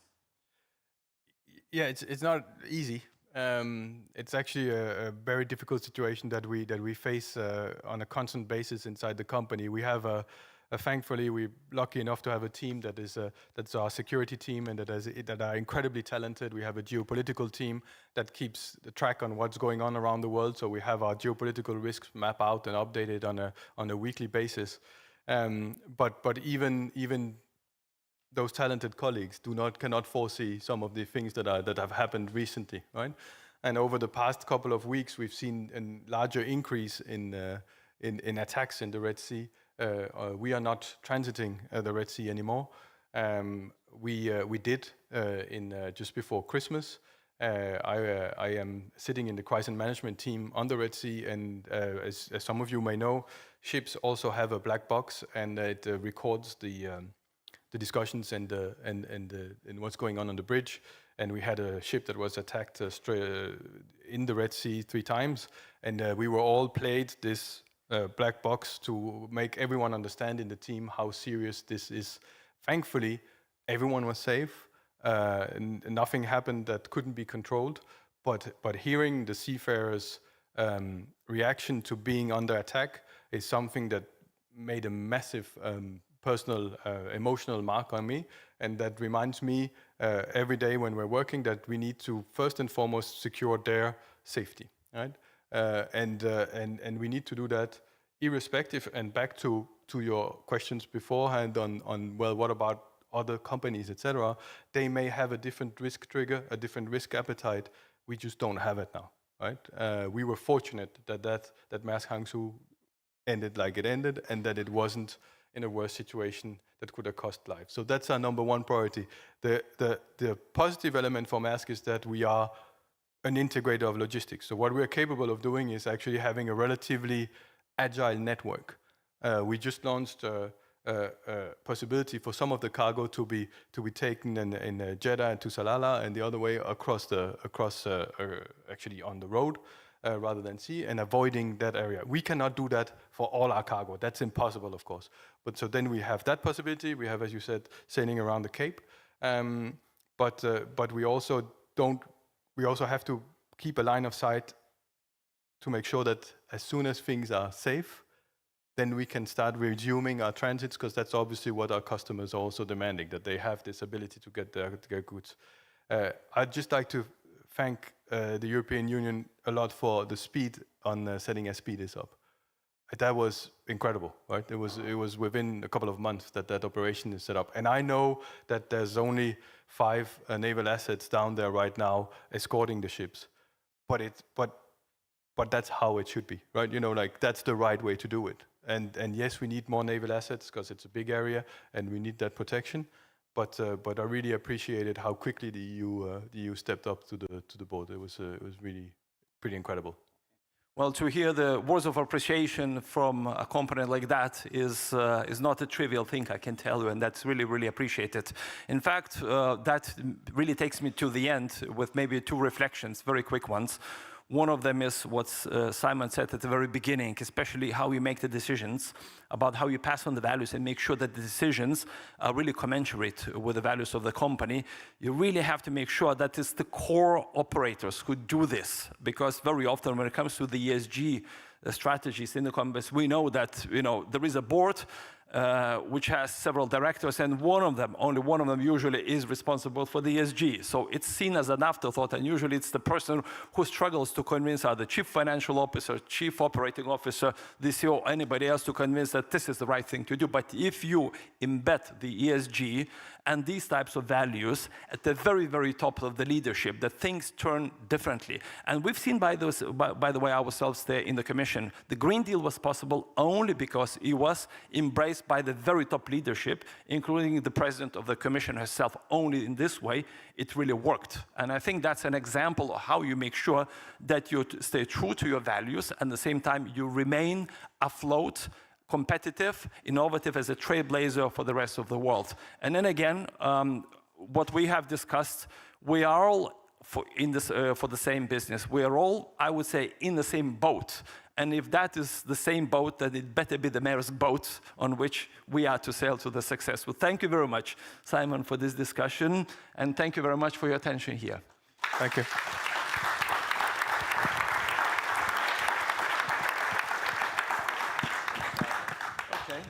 There is a little token of appreciation to Simon. Okay, I hope your integrity rules allow you to accept some gifts, as they don't allow us to do that. Yeah, below 50 euros. Right? Thank you.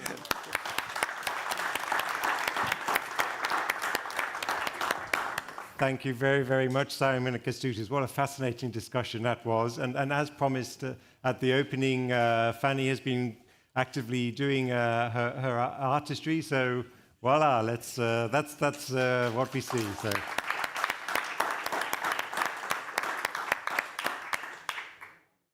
Excellent, very good. No, but many thanks again, Simon and Kęstutis. Really, really interesting insights, and great to see also, if you like, alignment from Maersk and the EU values. So I think. Dear colleagues, we can all go for a nice coffee break, breath of fresh air, enjoy the sunshine, or as you wish, and prepare ourselves for the next session. So many, many thanks, and bonne continuation. Thank you.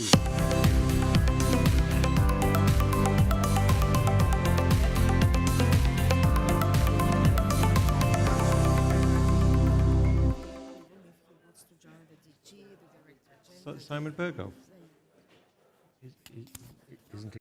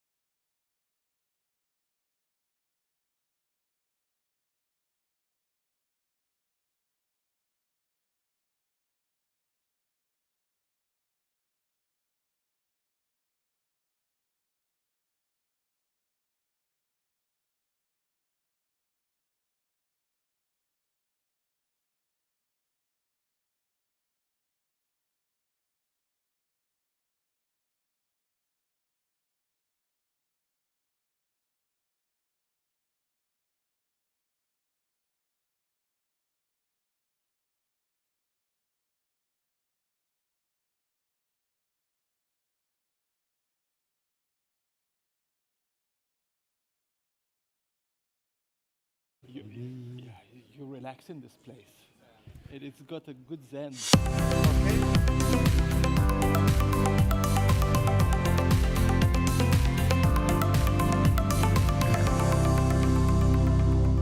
So greetings everyone, and welcome to our closing session. I took that almost as a signal that I should dance this last closing session, but I'm not going to, don't panic. But time does pass too quickly, and we are coming to the end of a wonderful 2 days. And in this closing session, we have a number of treats for you, if you like, the cherries on an already wonderful gâteau or cake.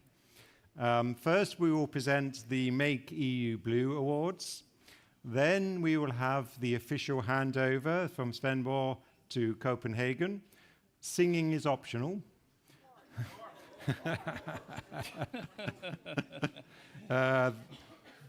Then we'll have a short presentation by Fanny Didou on to share her overall impressions of the 2 days that we've had. To finish, as normal, as traditional, there will be some final closing remarks, some final closing remarks, if you like, by our Deputy Director General Kęstutis Sadaukas. And as a final flourish, final celebration, if you like, I would invite all of you to then come on stage to do a family photo. So a lot to pack in, and I know it's late on a Friday afternoon, so let's go. Kęstutis, the floor is yours. Thank you.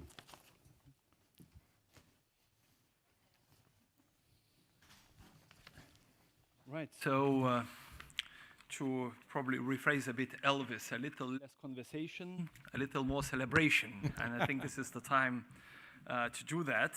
And that's why I feel very happy and honored to announce the winners of the 24 Make EU Blue Awards organized by European Coalition for Ocean Literacy, EU for Ocean.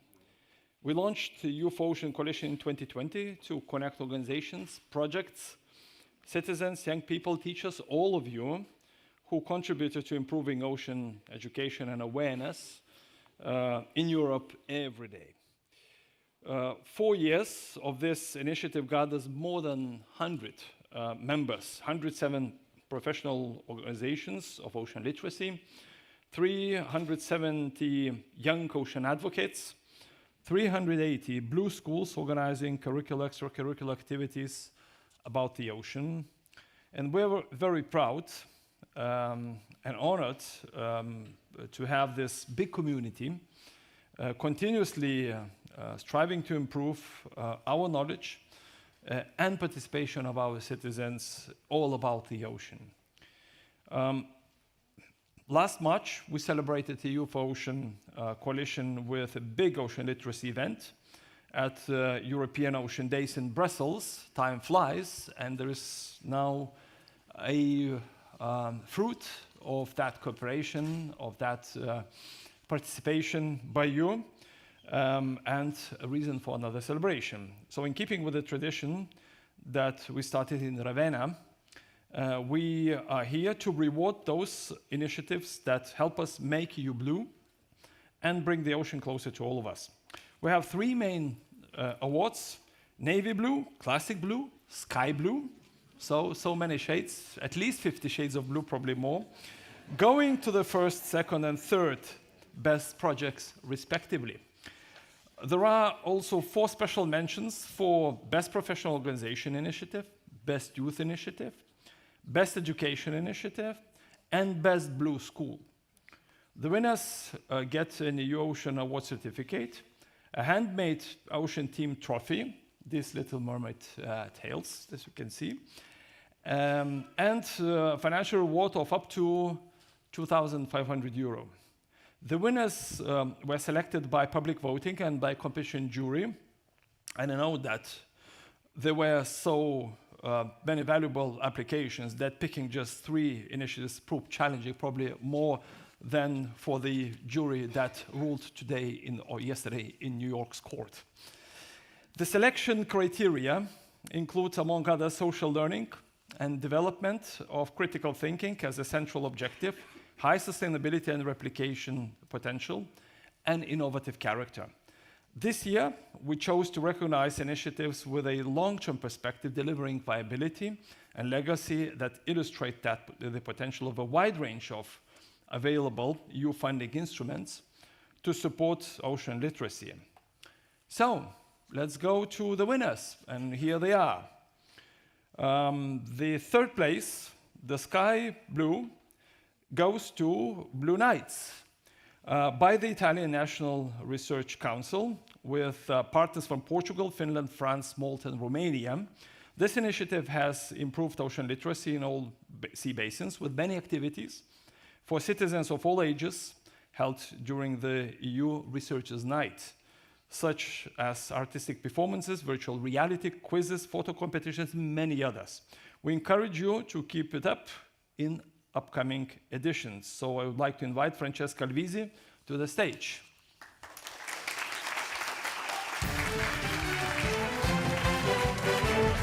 Okay, yeah. All right. Congratulations.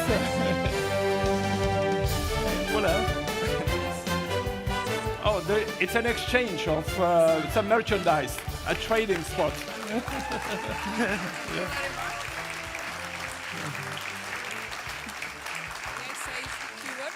Yeah, okay, grazie.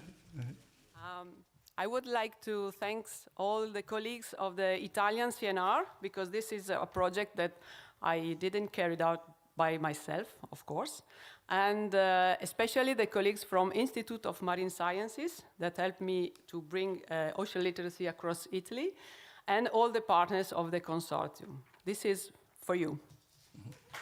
Thank you, grazie. In second place, receiving Classic Blue Award, it's Life Conceptus Mares Biodiversity Conservation and Collision Risk Course by CIMA Research Foundation from Italy with partners from France and Spain. Unfortunately, they cannot be with us today. Hopefully they are watching us somewhere online. But we still wanted to honor this life-funded project that brings marine protection to the daily life of blue economy operators in Mediterranean, mainly shipping companies and crews, through e-learning courses and training manuals. They now want to spread to other countries and sea regions. So congratulations to this wonderful project. Yeah.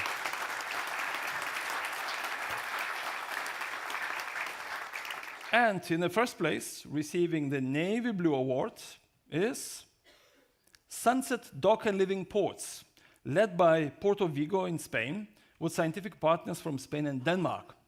Their ambition is to transform traditionally grey port infrastructures into vibrant, sustainable spaces that evoke natural processes in artificial environments. How? Through training sessions on coastal ecology, environment, and nature-based solutions, the construction of a promenade area, an underwater observatory, and the organization of educational visits for schools and the wider public. A success so far, with more than 32,000 citizens and stakeholders mobilized. So I'd like to invite Alberto Jaraiz to stage.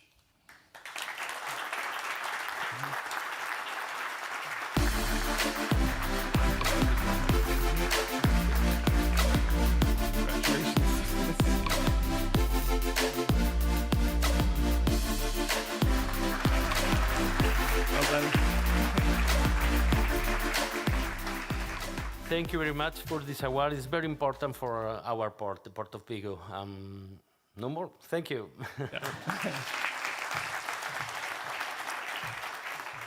And now let me also call on stage 4 additional projects who were awarded honorable mentions, and these are fantastic projects as well. The Best Professional Organization Initiative is AZTI,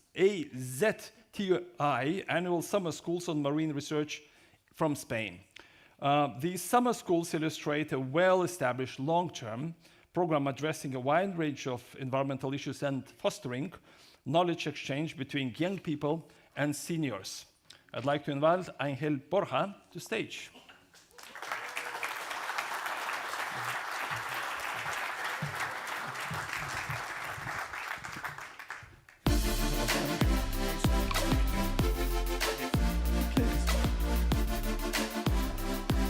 Okay, a little puzzle. Too difficult for Eurocraft.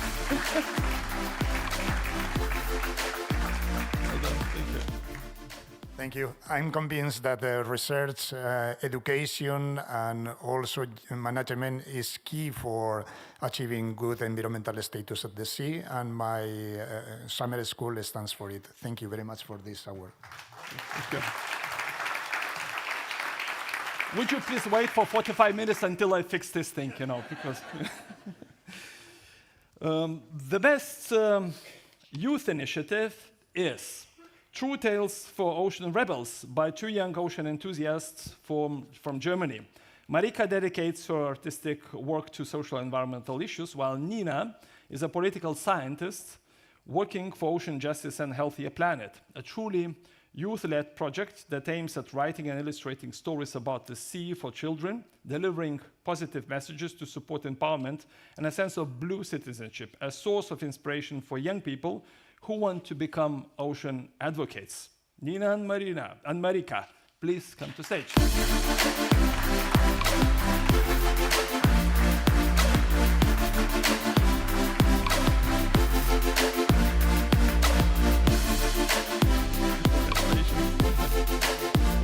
So these two go to you, and this one is to share.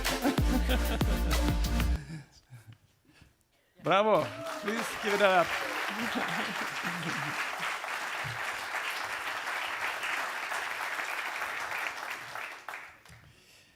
The best education initiative.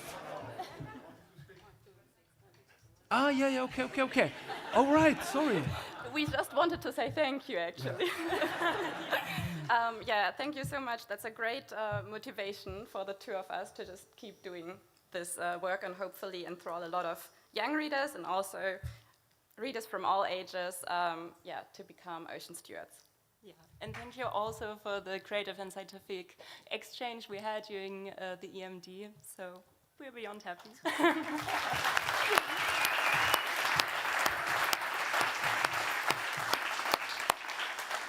Bravo.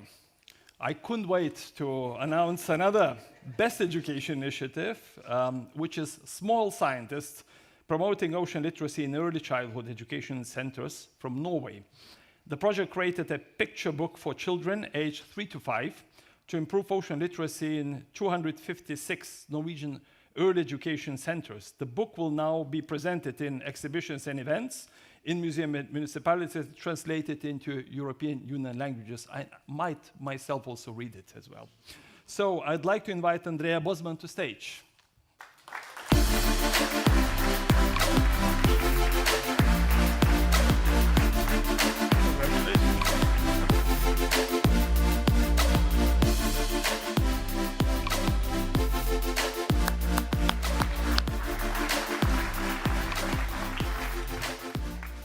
This is a little high for me, but I'm not going to adjust it. Yeah, I just want to say thank you to our core members who are not here, Runa, the illustrator, and also Ina, our pedagogue content expert at the Barnehage, the kindergartens. We're actually in 303 now, so we're reaching 20,000 kids a year. And yeah, hopefully next time I'm here, we'll have it in more languages. Oh, and also, sorry, my kids are watching, so hi Vigo, hi Vega. Hi Vigo, hi Vega.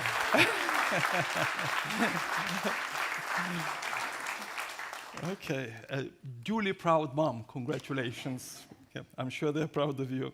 And finally, the best Blue School special mention goes to Plastic Soup by Dutch Primary School from Den Helder.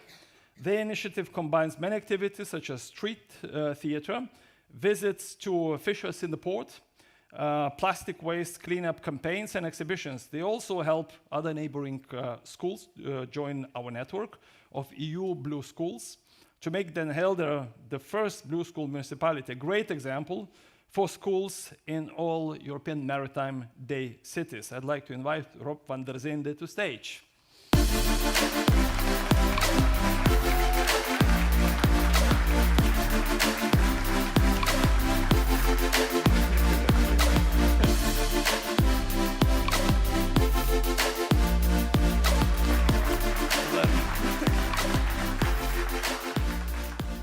Actually, it's not me who won the award. It's the 20 teachers who've been here during the EMD, the cheering teachers you heard in some of the events. Teachers do this in their spare time, even visiting the EMD, developing these types of projects.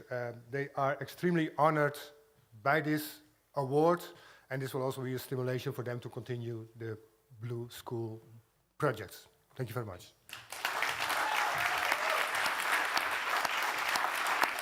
Well done, congratulations. This is real inspiration example to all of us, and that's why I'd very much like to take a picture with all of you, if you don't mind.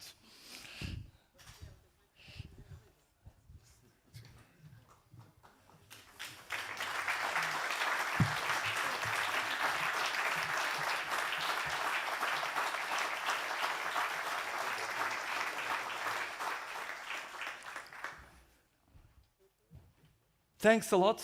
And to the rest of participants, thank you for submitting your initiatives, for your good work. Let me remind you that Youth Ocean Challenge of the Year call is still open until 15th of June, and to generate interest, build knowledge, change mindsets, behaviors towards our ocean. Every year we offer €40,000 to projects that contribute to the topic Be a Blue Citizen. Ocean, citizenship, and democracy. Apply. Thank you.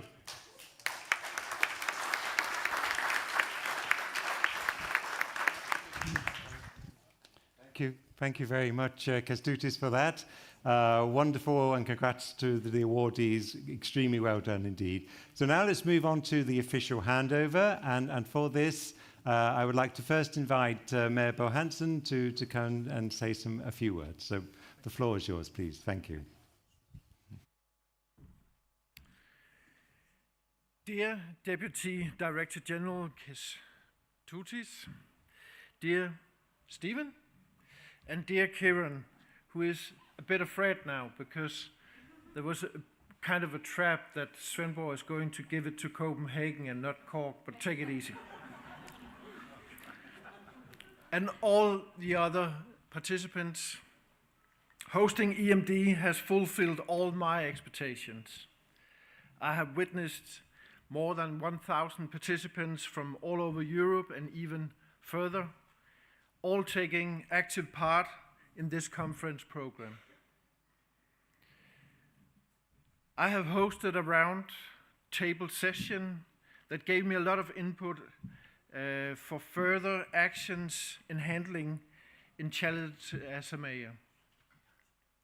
I have explored some of the events who has taken place around the harbour. But most important, I have strengthened my network with the other EMD host cities who all share the challenge by living close to the ocean. All this does not come without a huge effort from many contributors, both from DG Mare and locally. I would like to thank all of you. Without your hard work, this could never have been done. My closing remark is that I'm very glad that the local city council applied for hosting of European Maritime Days. Now the task is handed to Cork, and I wish you all the best for EMD 2025. Thank you.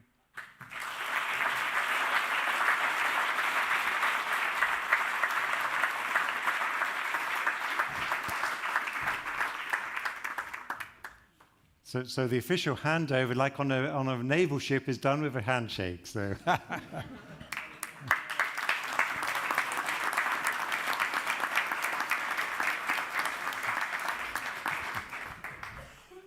And then, oh. Yep.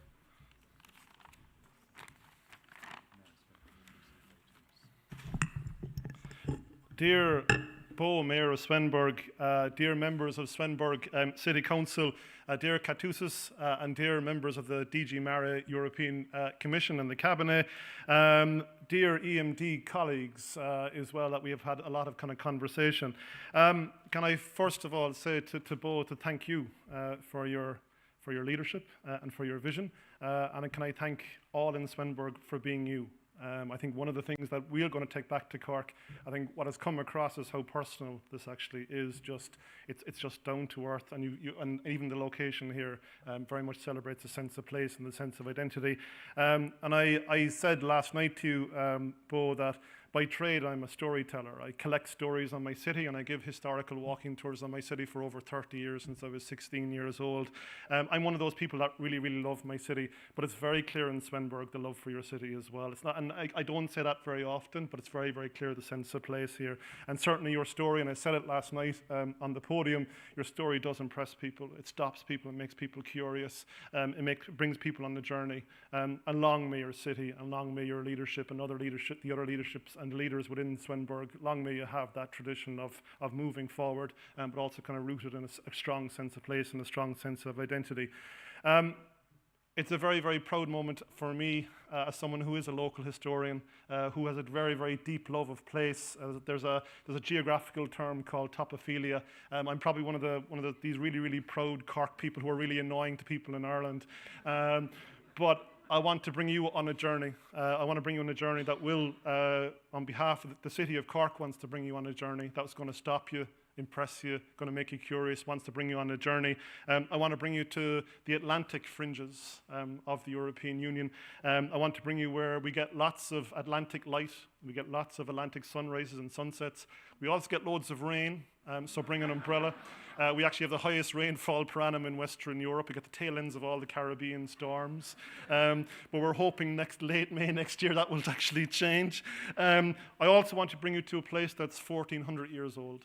And what's interesting is that the first settlement that was actually built in the middle of a river in the middle of my town was built by Danish sailors, Danish Vikings. So it's actually really, really interesting. When we dig up our streets, we find Danish wooden ships. So there's a nice kind of crossover here as well from Svendborg to Cork. I want to bring you to a place where our docks are historic. They're from 1700s and 1800s, where conversations and chats have been held for over 1,000 years on what's happening in your city and what's happening in your region from across the world. I want to bring you to the second largest natural harbour in the world. I've no doubt that we will have boat tours next year kind of showcasing the second largest natural harbour in the world, and the heritage, the tourism, and also the industry that we actually have. And I want to bring you to a city and a region that's rooted in maritime heritage, rooted in innovation, culture, sense of pride, sense of place. And I want to bring you on that journey next year to Cork. That's my first message. Let's go on a journey to Cork next year. My second message I want to give to you, it's not by pure accident that I wear this particular chain. This chain, this is actually a travel chain. I'm not allowed to bring the real chain. It's pure gold, and it dates to 1787. So you have to use your imagination. But if you come to Cork, you'll see the real chain. But this particular chain on it, and I've no doubt in a few minutes you'll see the city's coat of arms in the video when it's actually rolled. It's got two castles and a ship in between. And there's a Latin inscription, Statio Bene Fide Carinus, which translated into English means a safe harbour for ships. And it's actually an image of a medieval harbour we had 1,000 years ago, 800 years ago in Cork. But over the years, we've kind of reinterpreted, like cities are not static places, regions aren't static places, like the 180 regions in the European Union, the 95,000 local regional authorities, they're not static places, they kind of keep moving. And so over the years, we've kind of reinterpreted this perhaps as a safe place for people, or a safe harbour for people. So I want to bring you to a safe harbour for people, whatever your interests actually are. And also, we know lots about the history of the castle, the two castles, but we know nothing about the ship, which is actually interesting. It's a three-masted ship in full sail, and I always think it's the energy of my city and all those kind of historic conversations and chats. But it's also a ship that perhaps, when it comes to EMD, that we're on the same ship together. That many of our cities, our coastal regions have the same challenges.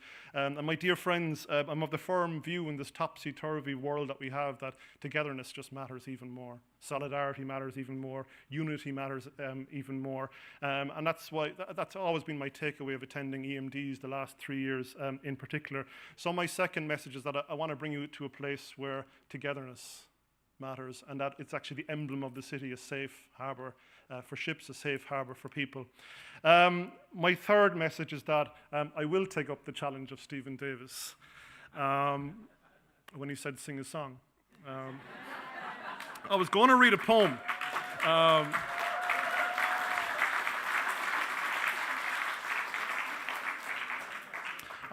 And this song, it's actually just called A Song for Ireland. And it is very much, it's full of maritime kind of imagery. Now there is no orchestra, there is no choir here. But let me try this. Walking all the day, near tall towers where falcons build their nests, and silver-winged they fly, and they know the call of freedom in their breasts. And saw blackhead against the sky where twisted rocks they run down to the sea. And living on your western shore, and saw summer sunsets, asked for more. I stood by your Atlantic sea, and I sang a song for Ireland. And talking all the day with true friends who try to make you stay, and telling jokes and news, and singing songs to pass the night away, and watch the Galway salmon run like silver dancing, darting in the sun. And living on your western shore, saw summer sunsets, I asked for more. I stood by your Atlantic sea, and I sang a song for Ireland. And I sang a song for Ireland.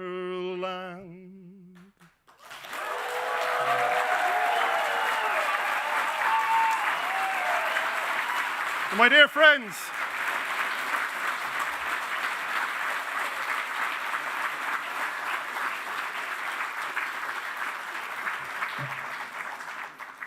let me bring you on a journey to a place with a great story and a journey. Let me bring you to a place of togetherness, and let me bring you to a place where even the Lord Mayors and the City Council members sing songs and maritime songs and traditions. And we'll see you in Cork in 2025. And I can roll the film, so please.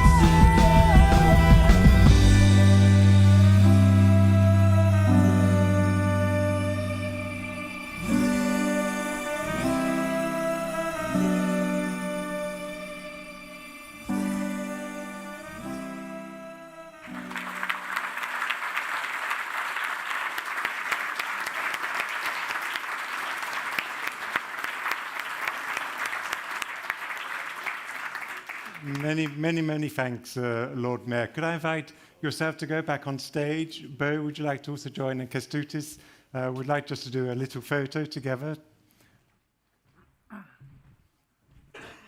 Kestutis maybe in the middle to link.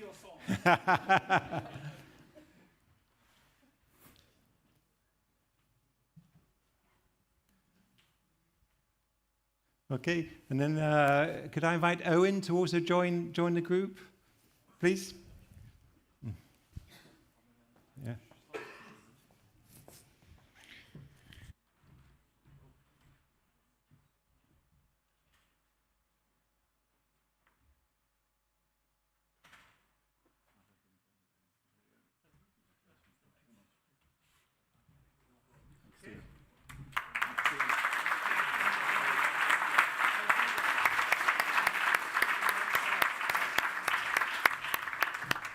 Thank you very much, Bill.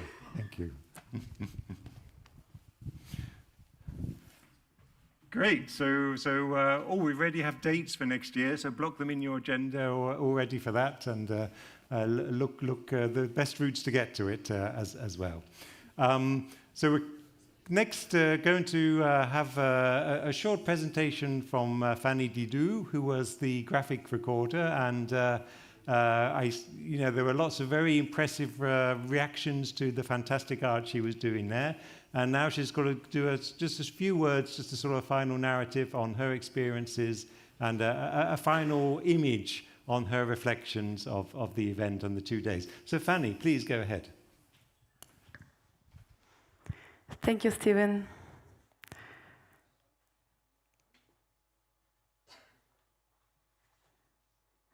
Good intermediate. Hello.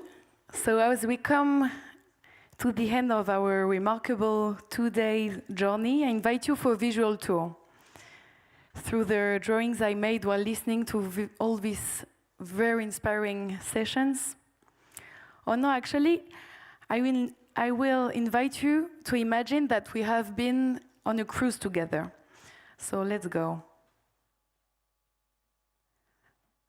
We arrive at Svendborg harbor, at CIMAC buildings yesterday morning, and the commissioner was here to receive us. We made it to the raising of the anchor. We set the intention, coming together, collaborate between stakeholders of the maritime sector and the blue economy. We need a joint effort. Navigating is also about tackling unexpected currents. We had the chance to listen amazing high-level panel. The representative of the 40 basins were reflecting on the experience, implementing the regional strategies. Then I wandered through other rooms of the ship, learning about decarbonization, an amazing study looking at the future of fishers, a photographer using image to bring the gap between science, education, and policy. Of course, no project senior was here to present finance project about energy, transport, biodiversity. And after a good night's sleep, on the second day, the sun was almost there. Thank you for the umbrellas, Svendborg. Our cruise continued into uncharted territories and made 5 exciting stops, meeting the mayors and the deputy mayor of the cities of the EMD network. We discovered concrete action to restore our oceans and waters.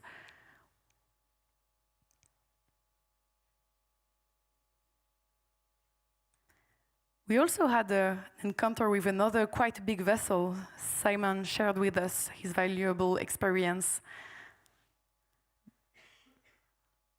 And at the end of our journey, I decided I might find a blue carrier.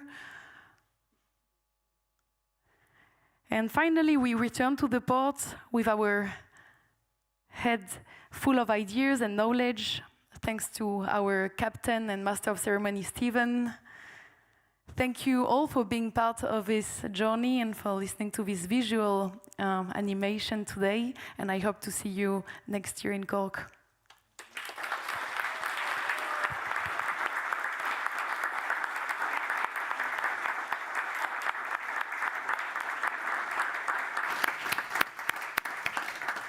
Fantastic. Many, many thanks, Dido. We really appreciated you being with us. So great images as well. So we're coming more and more to the end, unfortunately. And so now I'd like to invite Kęstutis back on stage to give the final closing remarks. So Kęstutis, please.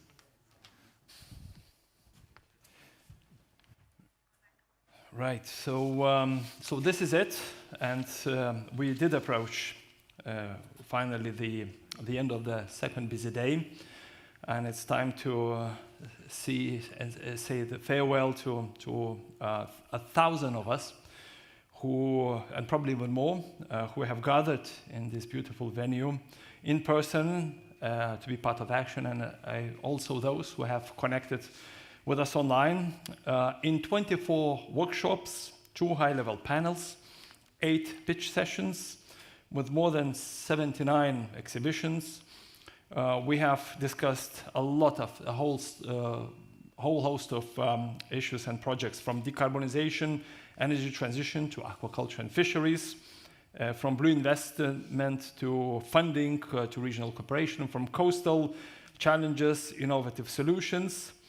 In between, we talked, we had coffee, we ate, we laughed, we had wonderful conversations, we walked around, we ate again, we listened to each other, we learned from each other. Did I mention food, by the way? And by the way, thanks to these Danish pastries, make sure that you also make an extra or 2 days to your fitness gym, and make sure you don't break the scales when you step on them. But all the time in between, every single minute seems to have been enjoyed by all of us. And that's why I'd like to really thank you for being here. Of course, big thank goes to our Danish host, starting with Mayor Bo Hansen, for having us here, for showing that Svendborg is beautiful no matter if it rains, sun shines, whether it's night and day, nothing can beat its beauty. Also to the leadership of this beautiful school, CIMAC. If I could turn the clock back 35 years ago, this would be my dream school. Probably a fantastic place to do these types of events. And of course, none of this would have been possible without every single one of you. I want to also thank the organizers of the European Maritime Day Cities event for sharing their ideas for the future. And I'd like to also thank participants who attended the Blue Forum in another venue close by here, for their enthusiasm and vision. Let me assure that the ideas that were heard there, we'll try to make our best to put them in our policy papers. I would also be looking very much forward to seeing all of us in Cork, and now I know why Cork has the symbol of a safe harbor, because the songs of sirens who entice ships to the rocks are taken over by the mayor's song, who takes the ships to a safe harbor.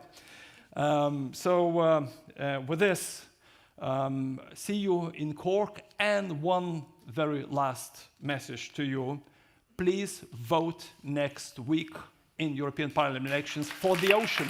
Vote.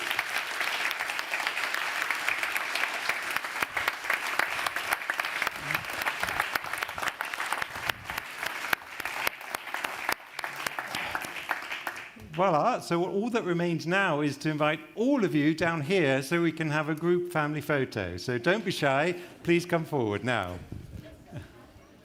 And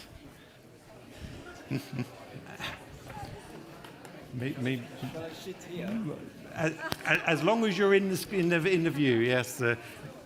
Kieran, Bo, please, you come in centre. Please. Kęstutis, you go next to the 2 mayors as well.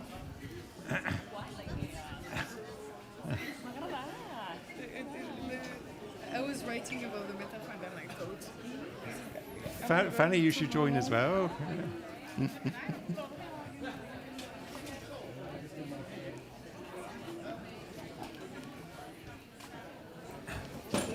We're going to break the Guinness World Record for number of people on a stage, I think. But try and squeeze in, and if there's no space, we stand on the floor.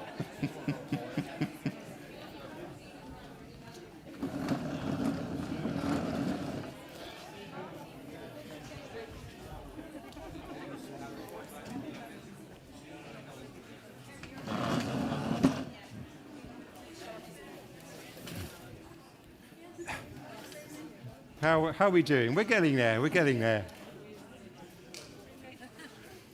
So now it's ground on the floor, space only, I would say. I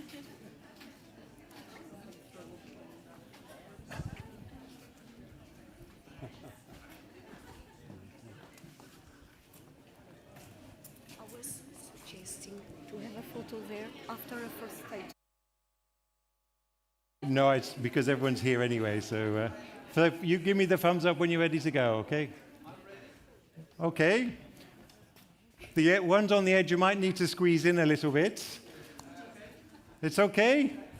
Perfecto. So, oh yeah, sorry. So a big smile from everyone, please.